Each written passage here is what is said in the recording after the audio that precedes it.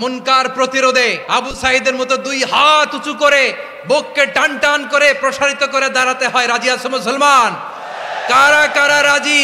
আল্লাহকে হাত দেখিয়ে প্রতিজ্ঞা করো।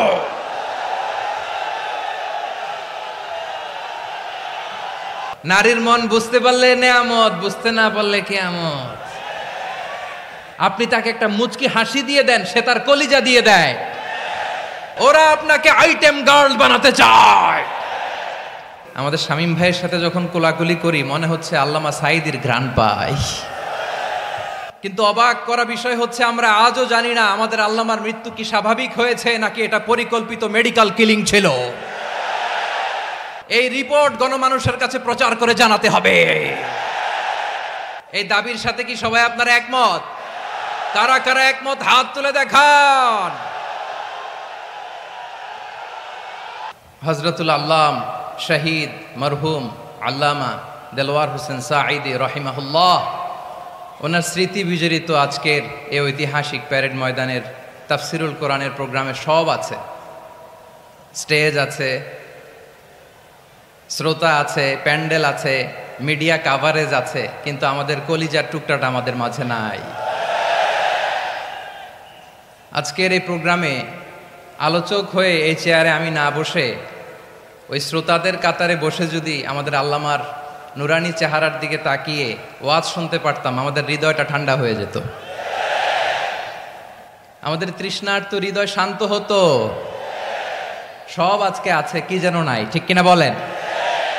আল্লাহ তাআলা প্রতি 100 বছরে একজন মুজাদ্দিদ পাঠায়। প্রতি 100 বছরে একজন মুজাদ্দিদ, যিনি সমাজকে সংস্কার করেন। আল্লামা দেলওয়ার হোসেন সাঈদী রহিমাহুল্লাহ ছিলেন তেমন একজন মুজাদ্দিদ। চিৎকার করে বলেন ঠিক কিনা? উনি শিরক বিদআতের আস্তানাকে তছনছ করে দিয়েছেন, তাওহীদের বাণীকে সমুন্নত করেছেন, গণমানুষের কাছে তাফসিরুল কোরআনকে জনপ্রিয় করেছেন। আজীবন আজীবন তিনি ইসলামকে বিজয়ী শক্তি হিসেবে দেখার স্বপ্ন দেখতেন। এত প্রাঞ্জল ভাষা, এত চমৎকার আধুনিক প্রেজেন্টেশন, গণমানুষের কাছে কোরআনের তাফসিরকে এভাবে জনপ্রিয় করে তোলার মতো ব্যক্তিত্ব আল্লামা সাঈদী ছাড়া দ্বিতীয় কেউ এই বাংলার ভূখণ্ডে নাই। এই যে তাফসিরুল কোরআন, এই যে টার্মিনোলজি, এই টার্মটাই উনি আসলে জনপ্রিয় করেছেন। আমরা আগে জানতাম না যে এভাবে তাফসির করা যায়, এভাবে scientific indications of the Holi কোরআনকে মানুষের কাছে পেশ করা যায়, এভাবে এত জীবন ঘনিষ্ঠ করে, এত ইন্টারেক্টিভ করে কোরআনের কথাগুলো মানুষের কাছে উপস্থাপন করা যায়। উনি অন্যায়ের বিরুদ্ধে সবসময় সোচ্চার ছিলেন, প্রতিবাদী কণ্ঠস্বর ছিলেন। ওনার আলোচনা শুনলে দেহের রক্ত টকবক করে ফুটতে থাকতো। আল্লাহু আকবার, আল্লাহু আকবার, আল্লাহু আকবার। He was a strong mouthpiece of Islamic revivalism. Islamic জাগরণের স্ট্রং মাউথপিস ছিলেন আল্লামা সাঈদী রাহিমাহুল্লাহ। অনেক দোয়া পেয়েছেন। আমরা পড়েছি, এমন জীবন তুমি করিবে গঠন, মরণে হাসিবে তুমি, কাঁদিবে ভুবন। গোটা বিশ্বকে তিনি কাঁদিয়েছেন। আল্লামা যখন ইন্তেকাল করলেন, আমি তখন মালয়েশিয়া থেকে যুক্তরাষ্ট্রে একটা কনফারেন্সে যোগ দিতে যাচ্ছি, কাতার এয়ারলাইন্সে। মালয়েশিয়া থেকে দোহাতে নামলাম। দোহায় যখন আমার ট্রানজিট, তখন শুনতে পেলাম যে আল্লামা বিদায় নিয়েছেন। সোশ্যাল মিডিয়ায় শুনে বিশ্বাস করতে পারলাম না। মুহূর্তের মধ্যেই মাসুদ সাঈদী ভাইকে মেসেজ করলাম, উনি কোনো উত্তর দিতে পারলেন না। মাসুদ ভাইয়ের সাথে যখন কোলাকুলি করি, আমাদের শামীম ভাইয়ের সাথে যখন কোলাকুলি করি, মনে হচ্ছে আল্লামা সাঈদীর ঘ্রাণ পাই। শরীরটা লিটারালি কাঁপছিল, নিজেকে মানাতে পারছিলাম না, বিশ্বাস করতে পারছিলাম যে আসলে আল্লামা বিদায় নিয়েছেন। ইন দ্য মিন টাইম আমার সেকেন্ড ফ্লাইট দোহা টু নিউ ইয়র্ক, 12 ঘন্টার ফ্লাইটে উঠলাম, ইন্টারনেট থেকে বিচ্ছিন্ন হলাম। নামার পরে শুনলাম আল্লাহু আকবার, যেখানে ওনাকে কবরস্থ করার কথা ছিল সেখানেও কবর দিতে দেয়া হয় নাই। ছবিগুলো দেখতে লাগলাম, হাসিমাখা মুখ, হাসিমাখা নিথর দেহটা, মরণে হাসিবে তুমি, কাঁদিবে ভুবন। From east to west, from north to south, the entire globe, গোটা বিশ্ব ওনার জন্য কেঁদেছে, গোটা বিশ্ব কেঁদেছে। কাবার গিলাফ ধরে ধরে মানুষ চিৎকার করেছে। এর চেয়ে শ্রেষ্ঠ মৃত্যুকার হতে পারে? আমাদের আল্লামার আর কি পাওয়ার ছিল বলেন, আর কি পাওয়ার ছিল? কুল্লু নাফসিন যায়িকাতুল মাউত, যারাই দুনিয়াতে আসবে তারা ইন্তেকাল করবে, এটা আমরা মেনে নেই, এটা আমরা জানি। কিন্তু অবাক করা বিষয় হচ্ছে আমরা আজও জানি না আমাদের আল্লামার মৃত্যু কি স্বাভাবিক হয়েছে নাকি এটা পরিকল্পিত মেডিকেল কিলিং ছিল। এটা যে পরিকল্পিত মেডিকেল কিলিং ছিল এটা ধারণা করার পেছনে অনেক কারণ আছে। তিনি আধিপত্যবাদের বিরুদ্ধে সোচ্চার ছিলেন, ফ্যাসিবাদের বিরুদ্ধে সোচ্চার ছিলেন, রাজনৈতিক প্রতিহিংসার শিকার ছিলেন। এজন্য এটা মেডিকেল কিলিং হতে পারে এ ধারণা আমরা করতেই পারি। আওয়াজ করে বলেন ঠিক কি না? যেই সময়টা আমরা কাটাচ্ছি এত সুন্দর সময় বাংলাদেশ আর পাবে না। আমাদের জন্মের পর থেকে এরকম চমৎকার সময় আমরা পাই নাই, এটাই আসল সময়। আমরা ইন্টারিম গভর্নমেন্টের কাছে দাবি জানাই উচ্চতর তদন্ত কমিটি করে এটা কি হত্যাকাণ্ড ছিল নাকি স্বাভাবিক মৃত্যু ছিল, এই রিপোর্ট গণমানুষের কাছে প্রচার করে জানাতে হবে। এই দাবির সাথে কি সবাই আপনারা একমত? কারা কারা একমত হাত তুলে দেখান।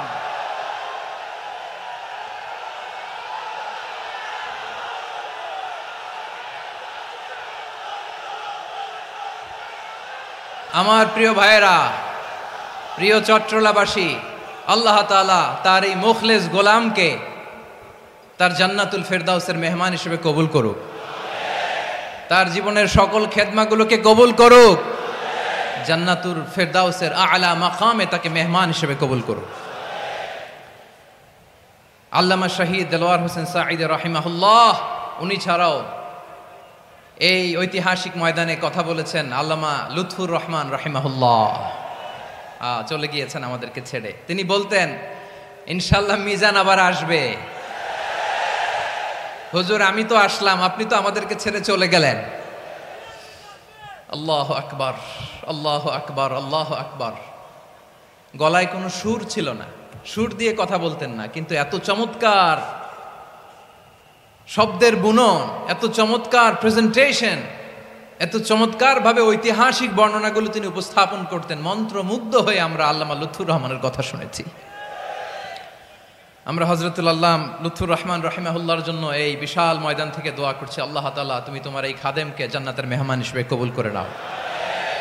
আরো অনেক আল্লামারা এখানে কথা বলেছেন, বিশেষ করে বাইতুল শরফের মরহুম পীর সাহেব হুজুর থেকে শুরু করে আরো যারা যারা তারকাতুল্য ওলামায়ে কেরাম এই চট্টগ্রামের ময়দানে কথা বলেছেন, আলো ছড়িয়েছেন। আমরা এই লক্ষ লক্ষ তাওহীদি জনতাকে নিয়ে তাদের জন্য দোয়া করছি, আল্লাহ তাআলা ওনাদের জীবনের সকল ভুল ত্রুটি ক্ষমা করে দিয়ে তাদেরকে জান্নাতুল ফেরদাউসের মেহমান বানিয়ে নিক। আমরা এই ঐতিহাসিক প্যারেড ময়দানের প্রোগ্রাম থেকে স্মরণ করতে চাই 24-এর ছাত্র নাগরিক অভ্যুত্থানে আমার যে সমস্ত ছাত্র নাগরিক ভাইয়েরা দেহের তাজা রক্ত বিলি দিয়ে নতুন বাংলাদেশ আমাদেরকে উপহার দিয়েছে। বিশেষ করে আপনাদের এই চট্টগ্রামের শহীদ ফাইসাল, শহীদ ওয়াসিম সহ সকল শহীদকে আল্লাহ তাআলা কবুল করুক। আমরা সবাই পড়ি আমিন। প্রিয় ভাইয়েরা, আমি নগণ্য একজন কোরআনের ছাত্র, এত বিশাল মঞ্চে এত বড় প্ল্যাটফর্মে কথা বলা আমার জন্য সাজে না। তারপরও আমাদের মুরব্বীরা আমাদের ডানে বায়ে বসে আছেন, ওনাদের আদেশক্রমে ওনাদের অনুমতিক্রমে কিছু কথা আজকের এই ঐতিহাসিক প্রোগ্রামে আপনাদের সামনে উপস্থাপন করার চেষ্টা করব। ওমা তৌফিক ইল্লা বিল্লাহ। প্রিয় ভাইয়েরা, 5 দিন ব্যাপী এই তাফসিরুল কোরআনের প্রোগ্রামে অনেক ওলামা হযরত কথা বলেছেন। যারা কোরআন সুন্নাহ থেকে আমাদেরকে কোরআনের কথাগুলো শোনালেন, আমরা যেন সেগুলো আমল করতে পারি, আল্লাহ আমাদেরকে তৌফিক দান করুক। শুরুতে আমাদের নিয়তটাকে খালেস করে নেওয়া দরকার। এই যে গ্যাদারিং, এই যে হিউজ শোডাউন, এগুলো যদি আমাদের নিজেদেরকে পরিবর্তন না করে তাহলে এতে কোনো লাভ নাই। জোরে বলেন ঠিক কিনা? এই প্রোগ্রাম যদি আমাদের জীবনকে পরিবর্তন করে, আমাদের চিন্তার ডিএনএ কে চেঞ্জ করে দেয়, তাহলেই চট্টগ্রামের প্যারেড ময়দান সার্থক। আসুন আমরা চিন্তাকে খালেস করে নেই। আমরা সবাই নিয়ত করি যে যতটুকু কথা আমরা কোরআনের আলোকে শুনবো, আমলের নিয়তে শুনবো ইনশাআল্লাহ। বলেন সবাই। আমি যেই টপিকটা নিয়ে আজকের এই ঐতিহাসিক চট্টগ্রামের প্যারেড ময়দানের তাফসিরুল কোরআন প্রোগ্রামে আলোচনা করব, সেটা হচ্ছে সূরাতু আন-নাহলের 90 নম্বর আয়াত নিয়ে কিছু কথা আমরা উপস্থাপন করবার চেষ্টা করব ইনশাআল্লাহ। আমার খুতবার শুরুতেই আপনারা মোটামুটি আন্দাজ করে ফেলেছেন যে আমি কি নিয়ে আলোচনা করব, কারণ যে আয়াতটি আমি তেলাওয়াত করেছি এই আয়াতটি প্রায়শই এই ভূখণ্ডে, এই বাংলাদেশে জুমার দিনে খতিব সাহেবরা দ্বিতীয় খুতবা শেষের দিকে পড়ে না? কি কমন পড়ছে? ইন্নাল্লাহা ইয়া'মুরু বিল আদলি ওয়াল ইহসান ওয়া ইতা'i যিল কুরবা ওয়া ইয়ানহা আনিল ফাহশাই ওয়াল মুনকারি ওয়াল বাগি ইয়া'iদুকুম লাআল্লাকুম তাযাক্কারুন। মুখস্থ আছে না সবার? আসুন আমরা এই আয়াতের সরল অর্থ, এর মর্মবাণী, এর সংক্ষিপ্ত তাফসীর সবাই মিলে আজকের এই প্রোগ্রাম থেকে উদ্ধার করার চেষ্টা করি। আপনারা মনোযোগী আছেন তো? ইনশাআল্লাহ। এই আয়াতটা অনেক কম্প্রিহেন্সিভ একটা আয়াত। সাইয়েদনা আব্দুল্লাহ ইবনে মাসউদ রাদিয়াল্লাহু তাআলা আনহু উনি বলেছেন, ইন্নাহা মিন আজমাই আয়াতিল কুরআন, এটা কোরআনের সবচেয়ে জামে মানে আয়াত। যদিও ছোট্ট আয়াত, অল্প কিছু কথামালা, কিন্তু তিনি বলতেন এটা কোরআনের সবচাইতে জামে মানে সবচেয়ে কম্প্রিহেন্সিভ একটা আয়াত, যেখানে কথা কম, শব্দ কম, কিন্তু এটার দোতনা, এটার আবেদন, এটার মিনিং অনেক বেশি। সুবহানাল্লাহ। এই আয়াতে আল্লাহ তাআলা বেসিকলি আমাদেরকে তিনটা বিষয়ে আদেশ করেছেন আর তিনটা বিষয়ে বারণ করেছেন, মানে নিষেধ করেছেন। আওয়াজ করে বলুন, আদেশ করেছেন কয়টা? প্রিয় চট্টলার ভাইয়েরা, আমার মতো এই যে তিন আঙ্গুল উঁচু করে বলেন, আদেশ করেছেন কয়টা? আবার নিষেধও কয়টা? মানবো তো আমরা ইনশাআল্লাহ? বলেন সবাই। 3 do's and 3 don'ts, do's and don'ts, তিনটা আদেশ, তিনটা নিষেধ। এই তিনটা আদেশ আর তিনটা নিষেধের ভেতরে আল্লাহ তাআলা গোটা ইসলামী শরিয়ার মূল নির্যাসকে ঢুকিয়ে দিয়েছেন। সুবহানাল্লাহ। এই ছোট্ট একটা আয়াতে গোটা ইসলামী শরিয়ার the gist, the cream of the creams, গোটা ইসলামী শরিয়ার মূল নির্যাসকে আল্লাহ ঢুকিয়ে দিয়েছেন। তিনটা আদেশ আর তিনটা নিষেধ। আসুন আমরা সরাসরি কোরআন থেকে শুনি, সবাই পড়ুন। আউযু বিল্লাহি মিনাশ শাইতানির রাজীম। বিসমিল্লাহির রহমানির রহিম। ইন্নাল্লাহা ইয়া'মুরু বিল আদলি ওয়াল ইহসানি ওয়া ইতা'i যিল কুরবা ওয়া ইয়ানহা আনিল ফাহশাই ওয়াল মুনকারি ওয়াল বাগি ইয়া'ইযুকুম লা'আল্লাকুম তাযাক্কারুন।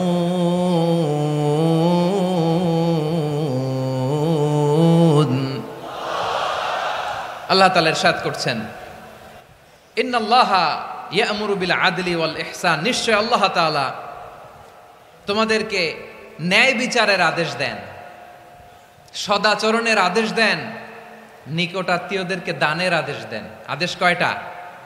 আওয়াজ করে সবাই বলুন তো কয়টা? নিশ্চয় আল্লাহ তাআলা তোমাদেরকে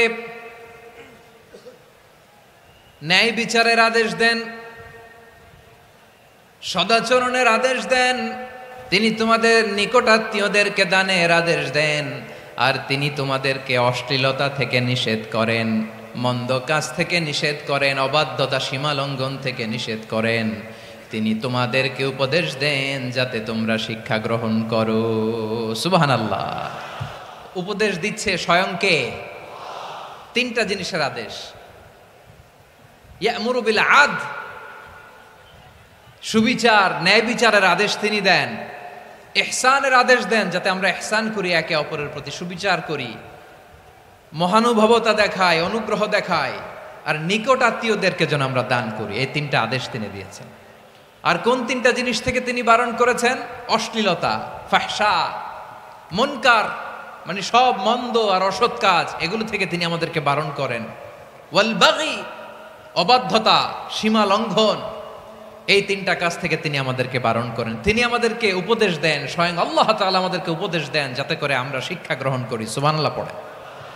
তাহলে আসুন আমরা ধরে ধরে একটা একটা করে সামনের দিকে আগাই। আল্লাহ তাআলা প্রথমে আমাদেরকে আদেশ দিয়েছেন আদালের। ইন্নাল্লাহা ইয়া'মুরু বিল আদল। আওয়াজ করে বলুন আল আদাল। সবাই পড়ুন আল আদাল। আমরা উর্দু জানি, হিন্দি জানি, অনেকে ইংরেজিও জানি, কিন্তু আরবি শব্দগুলো আমাদের মুখ দিয়ে বেরোতে চায় না। আওয়াজ করে বলুন আল আদাল। মাশাআল্লাহ, ইন্নাল্লাহ ইয়া'মুরু বিল আদল, আল্লাহ তাআলা আমাদেরকে আদলের আদেশ দেন। আদল অনেকে না বুঝলেও আদালত শব্দটা বুঝবেন। আদালত, আদালত, আদালত বুঝেন না? যেখানে বিচার কার্যের ফয়সালা করা হয়, কোর্ট কাচারি আদালত, এটা তো ভেরি কমন। এটা শুনছেন না সবাই? আদালত, যেখানে ন্যায় বিচার হবে, সুশাসন হবে। কিন্তু ভাগ্যের কি নির্মম পরিহাস, ওখান থেকে মিথ্যা সাক্ষী দিয়ে মনমতো রায় দিয়ে দেয়া হয়। এগুলোর পরিবর্তন হওয়ার দরকার আছে না নাই? প্রিয় ভাইয়েরা, আদালত, আল আদ, ইংরেজিতে বলে জাস্টিস, ন্যায় বিচার, সুবিচার, সুশাসন, জাস্টিস, আল আদাল, সব জায়গায় এই জাস্টিস থাকা দরকার। Justice should be prevailed in the society. The mission of all prophet was to uphold the justice.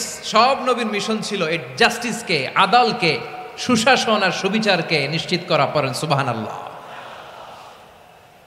And the core message of every divine scripture was to uphold justice. পৃথিবীর সব আসমানি কিতাবের মূল শিক্ষা ছিল এই জাস্টিসকে সমাজে এনশিওর করা, সুবিচার, সুশাসনকে এনশিওর করা। তাহলে প্রিয় ভাইরা, আমরা বুঝতে পারলাম আল আদ শব্দের মানে হচ্ছে ইনসাফ বা সুবিচার বা ন্যায় বিচার। এটা হচ্ছে একটা general meaning, very general meaning. আপনি যদি ইন ডেপথ বুঝতে চান, আরো ভেতরে যান, তাহলে আদাল মানে হচ্ছে সমন্বয়, আদাল মানে হচ্ছে ভারসাম্য, ব্যালেন্স। আদাল মানে হচ্ছে মধ্যম পন্থা। সুবহানাল্লাহ পড়েন। কারণ সব সময় সমান সমান হইলেই সুবিচার হয় না। কথা কি বুঝতেছেন? ইসলামের দ্য কনসেপ্ট অফ আদাল, এটা এমন আদাল, এটা সব সময় সমান সমান নয়। যখন সমান সমান দেয়া দরকার, ইসলাম সমান সমান দেয়। যখন ব্যালেন্স করা দরকার, চেক এন্ড ব্যালেন্স, সমন্বয়, ভারসাম্য করা দরকার, তখন ইসলাম ভারসাম্য করে দেয়। এটার নাম আদাল। সুবহানাল্লাহ। সহজ করে আপনাদেরকে বুঝাই। যেমন ধরুন, একটা পরিবারের 3 জন সদস্য, স্বামী, স্ত্রী আর সন্তান। তাদের সকালবেলার ব্রেকফাস্টে, স্বামীর সকালের নাস্তায় স্বামীর 3টা রুটি লাগে, স্ত্রীর 2টা লাগে, আর সন্তানের 1টা রুটি লাগে। এখন আমি যদি সমান সমান করে আদল করতে চাই, সবাইকে যদি 3টা করে রুটি দেই, তাহলে স্বামী বেচারার জন্য ঠিক আছে? কি বলেন? কথা কি বুঝতেছেন না কষ্ট হয়ে যাচ্ছে? যদি সমান সমানের নিয়মে আগাই, তাহলে 3টা করে যদি রুটি দেই, স্বামীর জন্য ওকে, কিন্তু স্ত্রীর জন্য 1টা বেশি হয়ে যায়। আর সন্তানের জন্য কয়টা বেশি হয়? আচ্ছা, এই তো বুঝতেছেন, মাশাআল্লাহ। আচ্ছা, 2টা করে যদি সবাই দেই সমান সমান নীতিতে, তাহলে স্ত্রীর জন্য, স্ত্রী বেচারির জন্য ঠিক আছে, কিন্তু স্বামীর কয়টা কম পড়ে? আর সন্তানের বেশি হয়ে যায় কয়টা? আচ্ছা, সমান সমান নীতিতে সবাইকে যদি সকালের নাস্তার জন্য 1টা করে রুটি দেই, সন্তানের জন্য ঠিক আছে, কিন্তু স্ত্রী বেচারির কম পড়ে কয়টা? স্বামীর কম পড়ে কয়টা? 2টা। কথা কি বুঝতেছেন? আর আমি যদি স্বামীকে দেই 3টা, স্ত্রীকে দেই 2টা, আর সন্তানকে দেই 1টা, তাহলে কারো অপচয় হবে না। যার যতটুকু দরকার ঠিক ততটুকুই কাজে লাগবে। চিল্লায় বলেন ঠিক কিনা?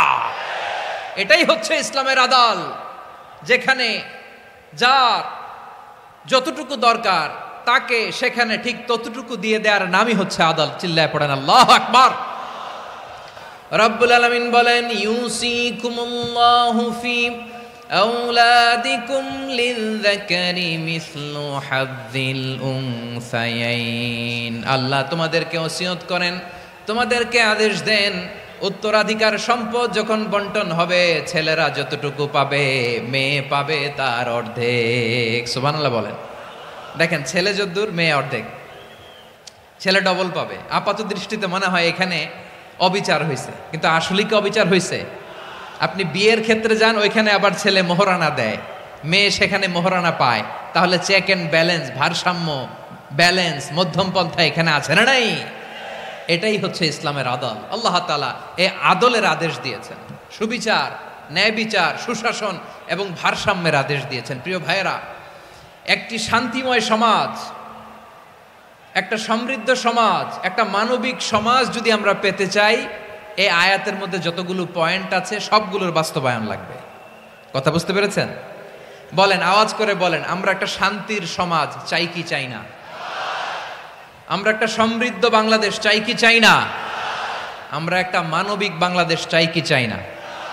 এই আয়াতে আল্লাহ তাআলা একটা মানবিক সমাজের রূপরেখা টেনেছেন। তার প্রথম কথা হচ্ছে ইন্নাল্লাহা ইয়ামুরু বিল আদল। আল্লাহ তাআলা তোমাদেরকে আদলের নির্দেশনা দেয়, সুবিচার সুশাসনের নির্দেশনা দেয়। যে সমাজে আদল থাকে না সে সমাজে জুলুম মানুষের ঘাড়ে চেপে বসে। আদলের বিপরীত হচ্ছে জুলুম। আদলের বিপরীত কি? জুলুম বা জাওর, অত্যাচার, অবিচার, বৈষম্য। এই যে বৈষম্য বিরোধী ছাত্র আন্দোলন কমন পড়ছে? এই যে একজন সমন্বয়ক তো দেখা করলো আমার সাথে। জুলুম মানে হচ্ছে বৈষম্য। বৈষম্যের স্থান ইসলামে নাই, অবিচারের স্থান ইসলামে নাই, জুলুমের স্থান ইসলামে নাই। আল্লাহ তাআলা বলেন যে আমি জুলুমকে নিজের জন্য হারাম করেছি এবং তোমাদের জন্য হারাম করেছি। বিশ্বনবী ফরমান, আল্লাহ তাআলা বলেন হাদিসে কুদসিতে, ইয়া ইবাদি ইন্নী হারামতু যুলমা আলা নাফসি ওয়া জাআলতুহু বাইনাকুম মুহাররামান ফালা তাযালামু। আমার গোলামেরা শোনো, নিশ্চয় আমি আল্লাহ তাআলা জুলুমকে আমি আমার উপরে হারাম করেছি, অনুরূপভাবে জুলুম করাকে তোমাদের উপরেও হারাম করেছি। ফলে ফালা তাযালামু, তোমরা একে অপরের সাথে জুলুম করো না। খবরদার, জুলুমের সাথে আমাদের কোনো সম্পর্ক নাই। আল্লাহ তাআলা আদলের আদেশ দিয়েছেন, আদালতের আদেশ দিয়েছেন, সুশাসনের ন্যায় বিচারের আদেশ দিয়েছেন। ইন্নাল্লাহা ইয়ামুরু বিল আদল, আমাদেরকে আদল প্রতিষ্ঠা করতে হবে। জুলুমের সাথে ইসলামের কোনো সম্পর্ক নাই। আল্লাহ তাআলা জালিমদের জন্য কঠিন শাস্তি প্রস্তুত করে রেখেছেন। যারা এই আদলকে ভুলুণ্ঠিত করে জুলুমের রাস্তায় হাঁটতে চায় তাদের প্রাপ্য কিয়ামতের ময়দানে বুঝিয়ে দিবে কে?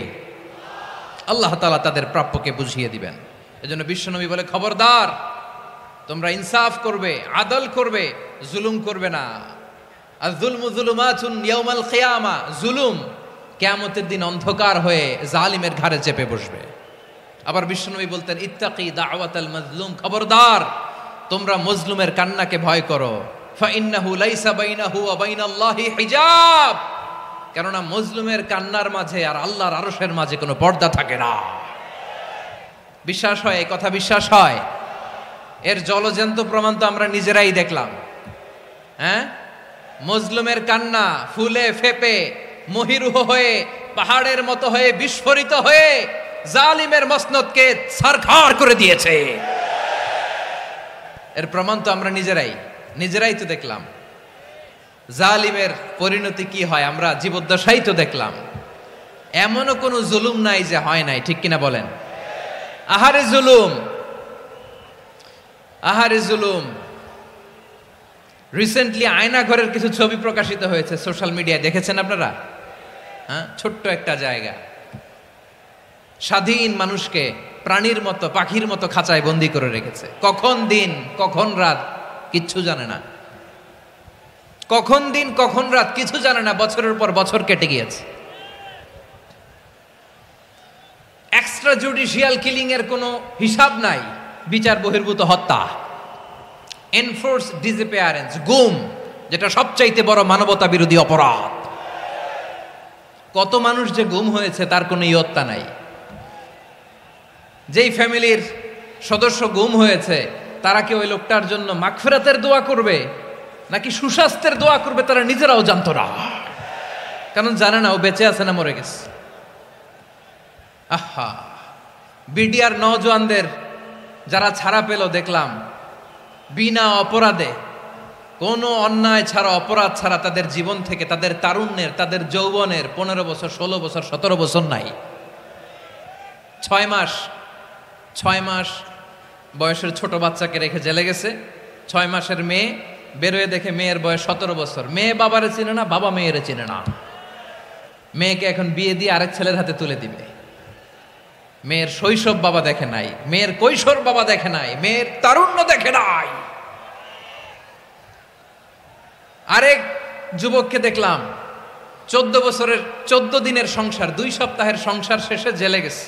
কত যুবকের যে স্ত্রী চলে গিয়েছে ফ্যামিলি ছেড়ে, কারণ জানে না তো কবে আসবে, কি হবে, কেউ জানতো না। দাম্পত্য জীবনের মাত্র 14 দিনের স্মৃতি, এই স্মৃতিকে আঁকড়ে ধরে এক বোন 16টা বছর 17টা বছর কাটিয়ে দিয়েছে।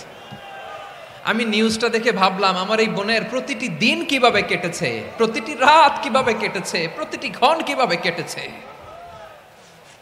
বিশ্বনবী বলেছেন, ইত্তাকি দাওয়াতাল মাজলুম ফাইন্না লাইসা বাইনাহু ওয়া বাইনাল্লাহি হিজাব। মাজলুমের কান্নাকে ভয় করো, কারণ মাজলুমের কান্না আর আল্লাহর মাঝে কোনো পর্দা থাকে না। আমরা আর এরকম কোন জুলুম বাংলাদেশে দেখতে চাই না, জোরে বলেন ঠিক কিনা? আর কেউ নতুন করে জালিম হোক আপনারা চান? আবার নতুন করে কেউ ফ্যাসিস্ট হোক আপনারা চান?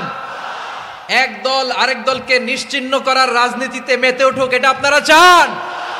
আমরা বাংলাদেশকে আদল দিয়ে সাজাতে চাই। আমরা এই 56,000 বর্গ মাইলের প্রতিটা ইঞ্চি মাটিকে কোরআনের আইন দিয়ে সাজাতে চাই। রাজি আছেন আপনারা? কারা কারা রাজি দেখান হাত তুলে আল্লাহকে।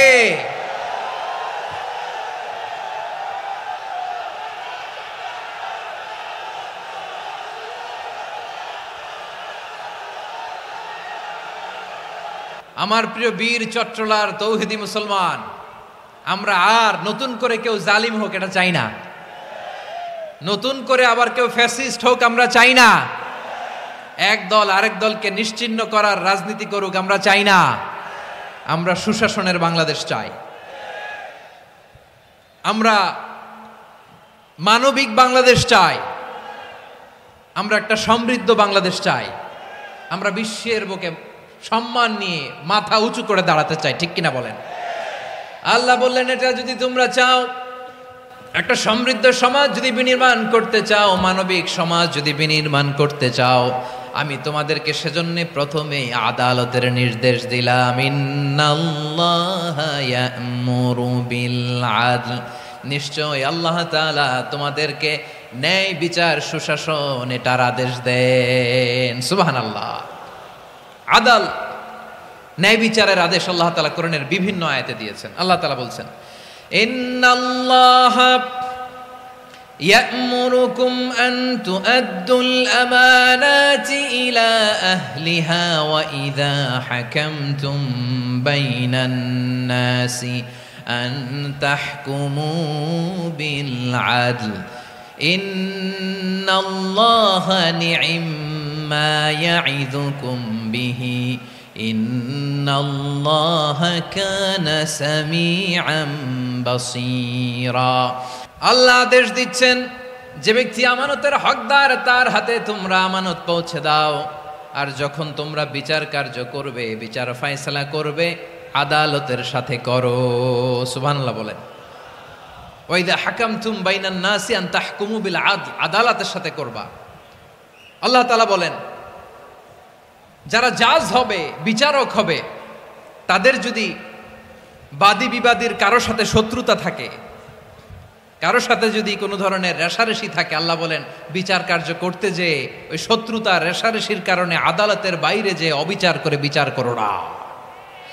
ওয়ালা ইয়াজরিমান্নাকুম শানাআনু কওমিন আলা আল্লা তা'দিলু ই'দিলু হুয়া أقرب للتقوى واتقوا الله إن الله خبير بما تعملون। খবরদার কোন জাতির প্রতি, কোন গোষ্ঠীর প্রতি, কোন গোত্রের প্রতি আক্রোশ যেন তোমাদেরকে ন্যায় বিচার থেকে দূরে সরিয়ে না দেয়, বরং আমি আল্লাহর আদেশ হলো ই'দিলু, তোমরা আদল করো, ন্যায় বিচার করো, সুবিচার করো, সুশাসন প্রতিষ্ঠা করো। হুয়া আকরাবু লিত্তাকওয়া, এটাই তাকওয়ার সবচেয়ে কাছাকাছি। সুবহানাল্লাহ বলেন। কোরআনের বিভিন্ন আয়াতে আল্লাহ তাআলা স্পেসিফিকলি ধরে ধরে বিচার করার সময় আমরা যেন আদল করি সেটা বলেছেন। কোরআনের কোন কোন জায়গায় আল্লাহ তাআলা এই আল আদল শব্দটা ব্যবহার করেছেন। আবার একই জিনিস ইনসাফ, সুবিচার, সুশাসন, ন্যায় বিচার, ন্যায় পরায়ণতা বুঝাতে আল্লাহ তাআলা কখনো কখনো আল কিসত শব্দটা ব্যবহার করেছেন। আওয়াজ করে সবাই বলুন আল কিসত। প্রিয় ভাইরা, সবাই আওয়াজ করে আমার সাথে সাথে বলুন আল কিসত। আল্লাহ তাআলা বলেন, ওয়া ইন হাকামতা ফাহকুম বাইনাহুম বিল কিসতি ইন্নাল্লাহা ইউহিব্বুল মুকসিতিন। যখন তুমি বিচার করবে, বিশ্বনবীকে উদ্দেশ্য করে অ্যাড্রেস করে বললেন, নবী হে, ইহুদিরা কোনো বিষয়ে মীমাংসার জন্য যদি আপনার দরবারে আসে, যদি বিচার করতে হয়, খবরদার অবিচার করবেন না। ফয়সালা যেটা করবেন কিসতের সাথে করবেন, ন্যায় পরায়ণতার সাথে করবেন, কারণ ইন্নাল্লাহা ইউহিব্বুল মুকসিতিন, নিশ্চয় আল্লাহ রাব্বুল ইজ্জাত ন্যায় পরায়ণশীলদেরকে বড্ড ভালোবাসেন। সুবহানাল্লাহ বলেন। ন্যায় পরায়ণ লোকদেরকে আল্লাহ তাআলা বড্ড ভালোবাসেন। অন্য আয়াতে আল্লাহ তাআলা বলছেন, وَنَضَعُ الْمَوَازِينَ الْقِسْطَ لِيَوْمِ الْقِيَامَةِ فَلَا تُظْلَمُ نَفْسٌ شَيْئًا, আমি কিয়ামতের দিন ন্যায়পরায়ণতার মানদণ্ড স্থাপন করব, যেটাকে আমরা মিজানের পাল্লা বলি। আল্লাহ বলেন ন্যায় বিচারের মানদণ্ড কিয়ামতের ময়দানে আমি আল্লাহ স্থাপন করব। সেদিন কারো প্রতি বিন্দু পরিমাণ, এক চুল পরিমাণ অবিচার করা হবে না, কোনো অবিচার করা হবে না। সেদিন সুশাসন হবে, সুবিচার হবে, ন্যায় পরায়ণতার সাথে বিচার হবে। আওয়াজ করে পড়েন আল্লাহু আকবার। তাহলে প্রিয় ভাইরা, যে তিনটি বিষয়ে আল্লাহ তাআলা আমাদেরকে আদেশ দিয়েছেন, তার প্রথমটা হচ্ছে আদালত, ইনসাফ, সুবিচার, ন্যায় বিচার। এটা আমরা চাই কি চাই না? বিশ্বনবী ন্যায় বিচার, ন্যায় পরায়ণতা, সুশাসন প্রতিষ্ঠিত করেন কি করেন নাই? আপনারা বিশ্বনবীর সিরাত যারা পড়েছেন, আপনি দেখবেন বিশ্বনবীর সিরাতের পরতে পরতে, বাঁকে বাঁকে, সিরাতের বাঁকে বাঁকে এই আদালতের নমুনা মেলে। সুবহানাল্লাহ বলেন। ছোট্ট একটা নমুনা রাসূল সাল্লাল্লাহু আলাইহি ওয়াসাল্লামের আসসিরা আল আতরা থেকে ছোট্ট একটা নমুনা আপনাদের খেদমতে এখানে উপস্থাপন করি। বিশ্বনবী সাল্লাল্লাহু আলাইহি ওয়াসাল্লাম মক্কা বিজয় করলেন ৮ম হিজরিতে। মক্কা বিজয় শেষে তিনি কয়েক সপ্তাহ মক্কাতে অবস্থান করলেন। ইন দ্য মিন টাইম মক্কার একটা ভেরি প্রেস্টিজিয়াস এন্ড ডিগনিফাইড ফ্যামিলির নারী চুরিতে ধরা পড়ল। কিসে ধরা পড়ল? সবাই বলেন কিসে? আমাদের সমাজে আসেনি এটা? আছে? ছোট না বড়? হ্যাঁ, হিসাব করে শেষ করা যায় না। ৩.৫ লাখ কোটি টাকা নাই উন্নয়ন প্রকল্পের নামে। উন্নয়ন প্রকল্পের নামে ৩.৫ লাখ কোটি টাকা নাই। ৩.৫ লাখ কোটি টাকা লিখতে পারবেন আপনি? এক টানে লিখতে পারবেন? বুঝতেছেন কত বড় সংখ্যা? হ্যাঁ, বনু মাখজুমিয়া গোত্রের এক নারী মক্কায় চুরিতে ধরা পড়ল।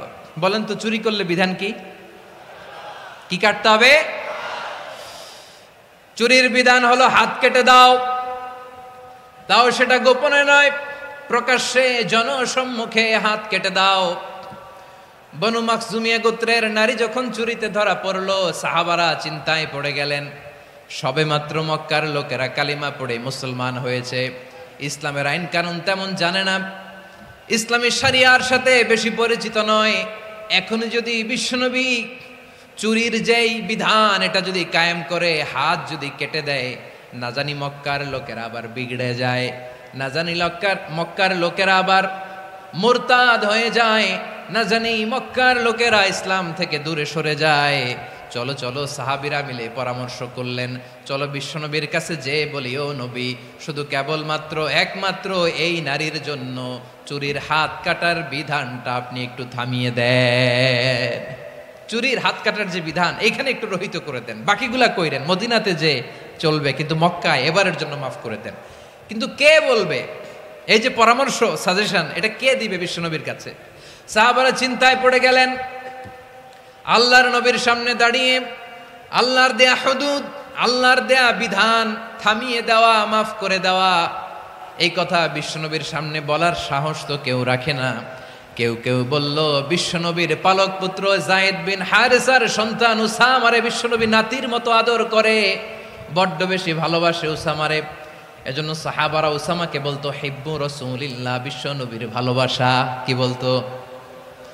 সাহাবীরা বললেন বিশ্বনবীর ভালোবাসা হিব্বু রাসূলিল্লাহ, উসামারে পাঠাও। উসামারে বিশ্বনবী নাতির মতো স্নেহ করে, মায়া করে, ভালোবাসে। আমরা পারবো না, উসামা পারবে। সবাই মিলে ফুলিয়ে ফুসিয়ে ওসামাকে, ছোট্ট ওসামাকে রাজি করালো। ওসামা, এমন এমন কথা যে তুমি বিশ্বনবীর কাছে বলতে হবে, পারবা নাকি? ওসামা বলে পারবো। সাইয়েদনা ওসামা রাদিয়াল্লাহু তাআলা আনহু তরুণ সাহাবী বিশ্বনবীর কাছে গেলেন, যে বললেন, নবী, বনু মাখজুমিয়া গোত্রের এক নারী চুরিতে ধরা পড়েছে, এবারের জন্য কি এই মহিলাটারে মাফ করে দিলে হয় না? এবারের জন্য একটু ক্ষমা করা যায় না নবী? বিশ্বনবী বলেন, আতাশফাউ ফি হাদ্দিম মিন হুদুদিল্লাহ, তোমার এত বড় সাহস উসামা, তুমি আল্লাহর হাদ, আল্লাহর দেয়া বিধান, এটার ব্যাপারে সুপারিশ করতে এসেছো? তোমরা কি জানো তোমাদের আগে যত কওম, যত গোত্র, যত জনপদ ধ্বংস হয়েছে তার কারণ ছিল তাদের মধ্যে গরিবরা অন্যায় করলে তারা বিচার করত, আর ধনীরা অন্যায় করলে তারা মাফ করে দিত। খবরদার, ওয়া আইমুল্লাহ লাউ আন্না ফাতিমাতা বিনতি মুহাম্মাদিন সারাকাত লাকাতা মুহাম্মাদুন ইয়াদাহা। বিশ্বনবী বললেন, ওরে ওসামা, বানু মাখজুমিয়ার ওই প্রেস্টিজিয়াস এন্ড ডিগনিফাইড ফ্যামিলির মেয়ে তো দূর কি বাত, অনেক দূরের কথা। জেনে রেখো ওসামা, আমার কলিজার টুকরা নয়নের পুটুলি ফাতেমাও যদি মক্কার জমিনে আজকে এই চুরির দায়ে ধরা পড়তো, আমি বিশ্বনবী মুহাম্মাদুর রাসূলুল্লাহ ধরে ফাতেমার ডান হাতটা কেটে দিতে এক বিলম্ব দেরি করতাম না। ইন্নাল্লাহা ইয়া'মুরু বিল আদল, আমাদেরকে জাস্টিস শিখায় পশ্চিমারা, আমাদেরকে ইনসাফ শিখায়, আমাদেরকে সুশাসন শিখায়। আর ইনসাফ, সুশাসন, ন্যায় বিচার, সুবিচার, জাস্টিস কারে বলে বিশ্বনবীর বায়োগ্রাফি থেকে জেনে নাও। এই ছিল বিশ্বনবী ইসলামের আদালতের নমুনা। আপনি যদি সাইয়েদনা ওমর ফারুকের জীবনের দিকে তাকান, এমন কঠোর, এমন বীর সেনানী ছিলেন। সাইয়েদনা ওমর ফারুক যদি রাস্তার এই মাথা দিয়ে হাঁটা শুরু করতেন, শয়তান ওমর ফারুককে দেখলে ওই রাস্তা রেখে দিয়ে অন্য রাস্তা দিয়ে হাঁটতো। সুবহানাল্লাহ। ওমর ফারুক রাদিয়াল্লাহু তাআলা আনহু কি পার্সোনালিটি ছিল, কি পার্সোনালিটি। আমাদের এলাকায় ছোট বাচ্চারা রাতে ভাত খেতে চায় না, আমার মেয়েটাও খেতে চায় না। এই এটা দিব, ওইটা দিব, আজকে মাহফিলে আসার সময় বলে দিছে লিস্ট করে এটা এটা আনতে হবে। তো ছোট্ট বাচ্চাদের অনেক বায়না থাকে, ওরা রাতে খেতে চায় না। তো মায়েরা বিভিন্ন ভয় দেখায়, এই বাঘ আসবে, বাঘ আসবে খাও, এই ভূত আসবে, ভূত আসবে খাও। আপনারা কি বলেন চট্টগ্রামে? কি আসবে? হ্যাঁ, ভূত, ভূত, ভূত আসবে, বাঘ আসবে, খাও খাও খাও, তাড়াতাড়ি খাও। তো বাচ্চারা এগুলো শুনে ভয়ে খেতে শুরু করে। মদিনার জমিনেও একই ঘটনা ঘটতো। মদিনার ছোট্ট ছোট্ট সোনামণিরা খেতে চাইতো না। তো মায়েরা বলতো, হা হুয়া ইয়াতি উমর, হা হুয়া ইয়াতি উমর, ওই যে ওমর আসতেছে, ওমর। ওমরে ফারুকের কথা শুনলে বাচ্চারা একেবারে ঠান্ডা। সুবহানাল্লাহ পড়বেন না? প্রভু তুমি বলেছ রাসূল দেবে না, বলনি দেবে না ওমর, বলনি দেবে না হামজা তারিক, খালিদ বিজয় সমর। প্রভু তুমি বলেছ রাসূল দেবে না, বলনি দেবে না ওমর, বলনি দেবে না হামজা তারিক, খালিদ বিজয় সমর। প্রভু তুমি বলেছ রাসূল দেবে না। আল্লাহু আকবার। ওমর ফারুক রাদিয়াল্লাহু তাআলা আনহু, ওনার কথা শুনলে গায়ের মধ্যে গুজবাম হয়, গায়ের পশমগুলো দাঁড়িয়ে যায়। সুবহানাল্লাহ বলেন। কি পার্সোনালিটি ছিল, কি ব্যক্তিত্ব ছিল।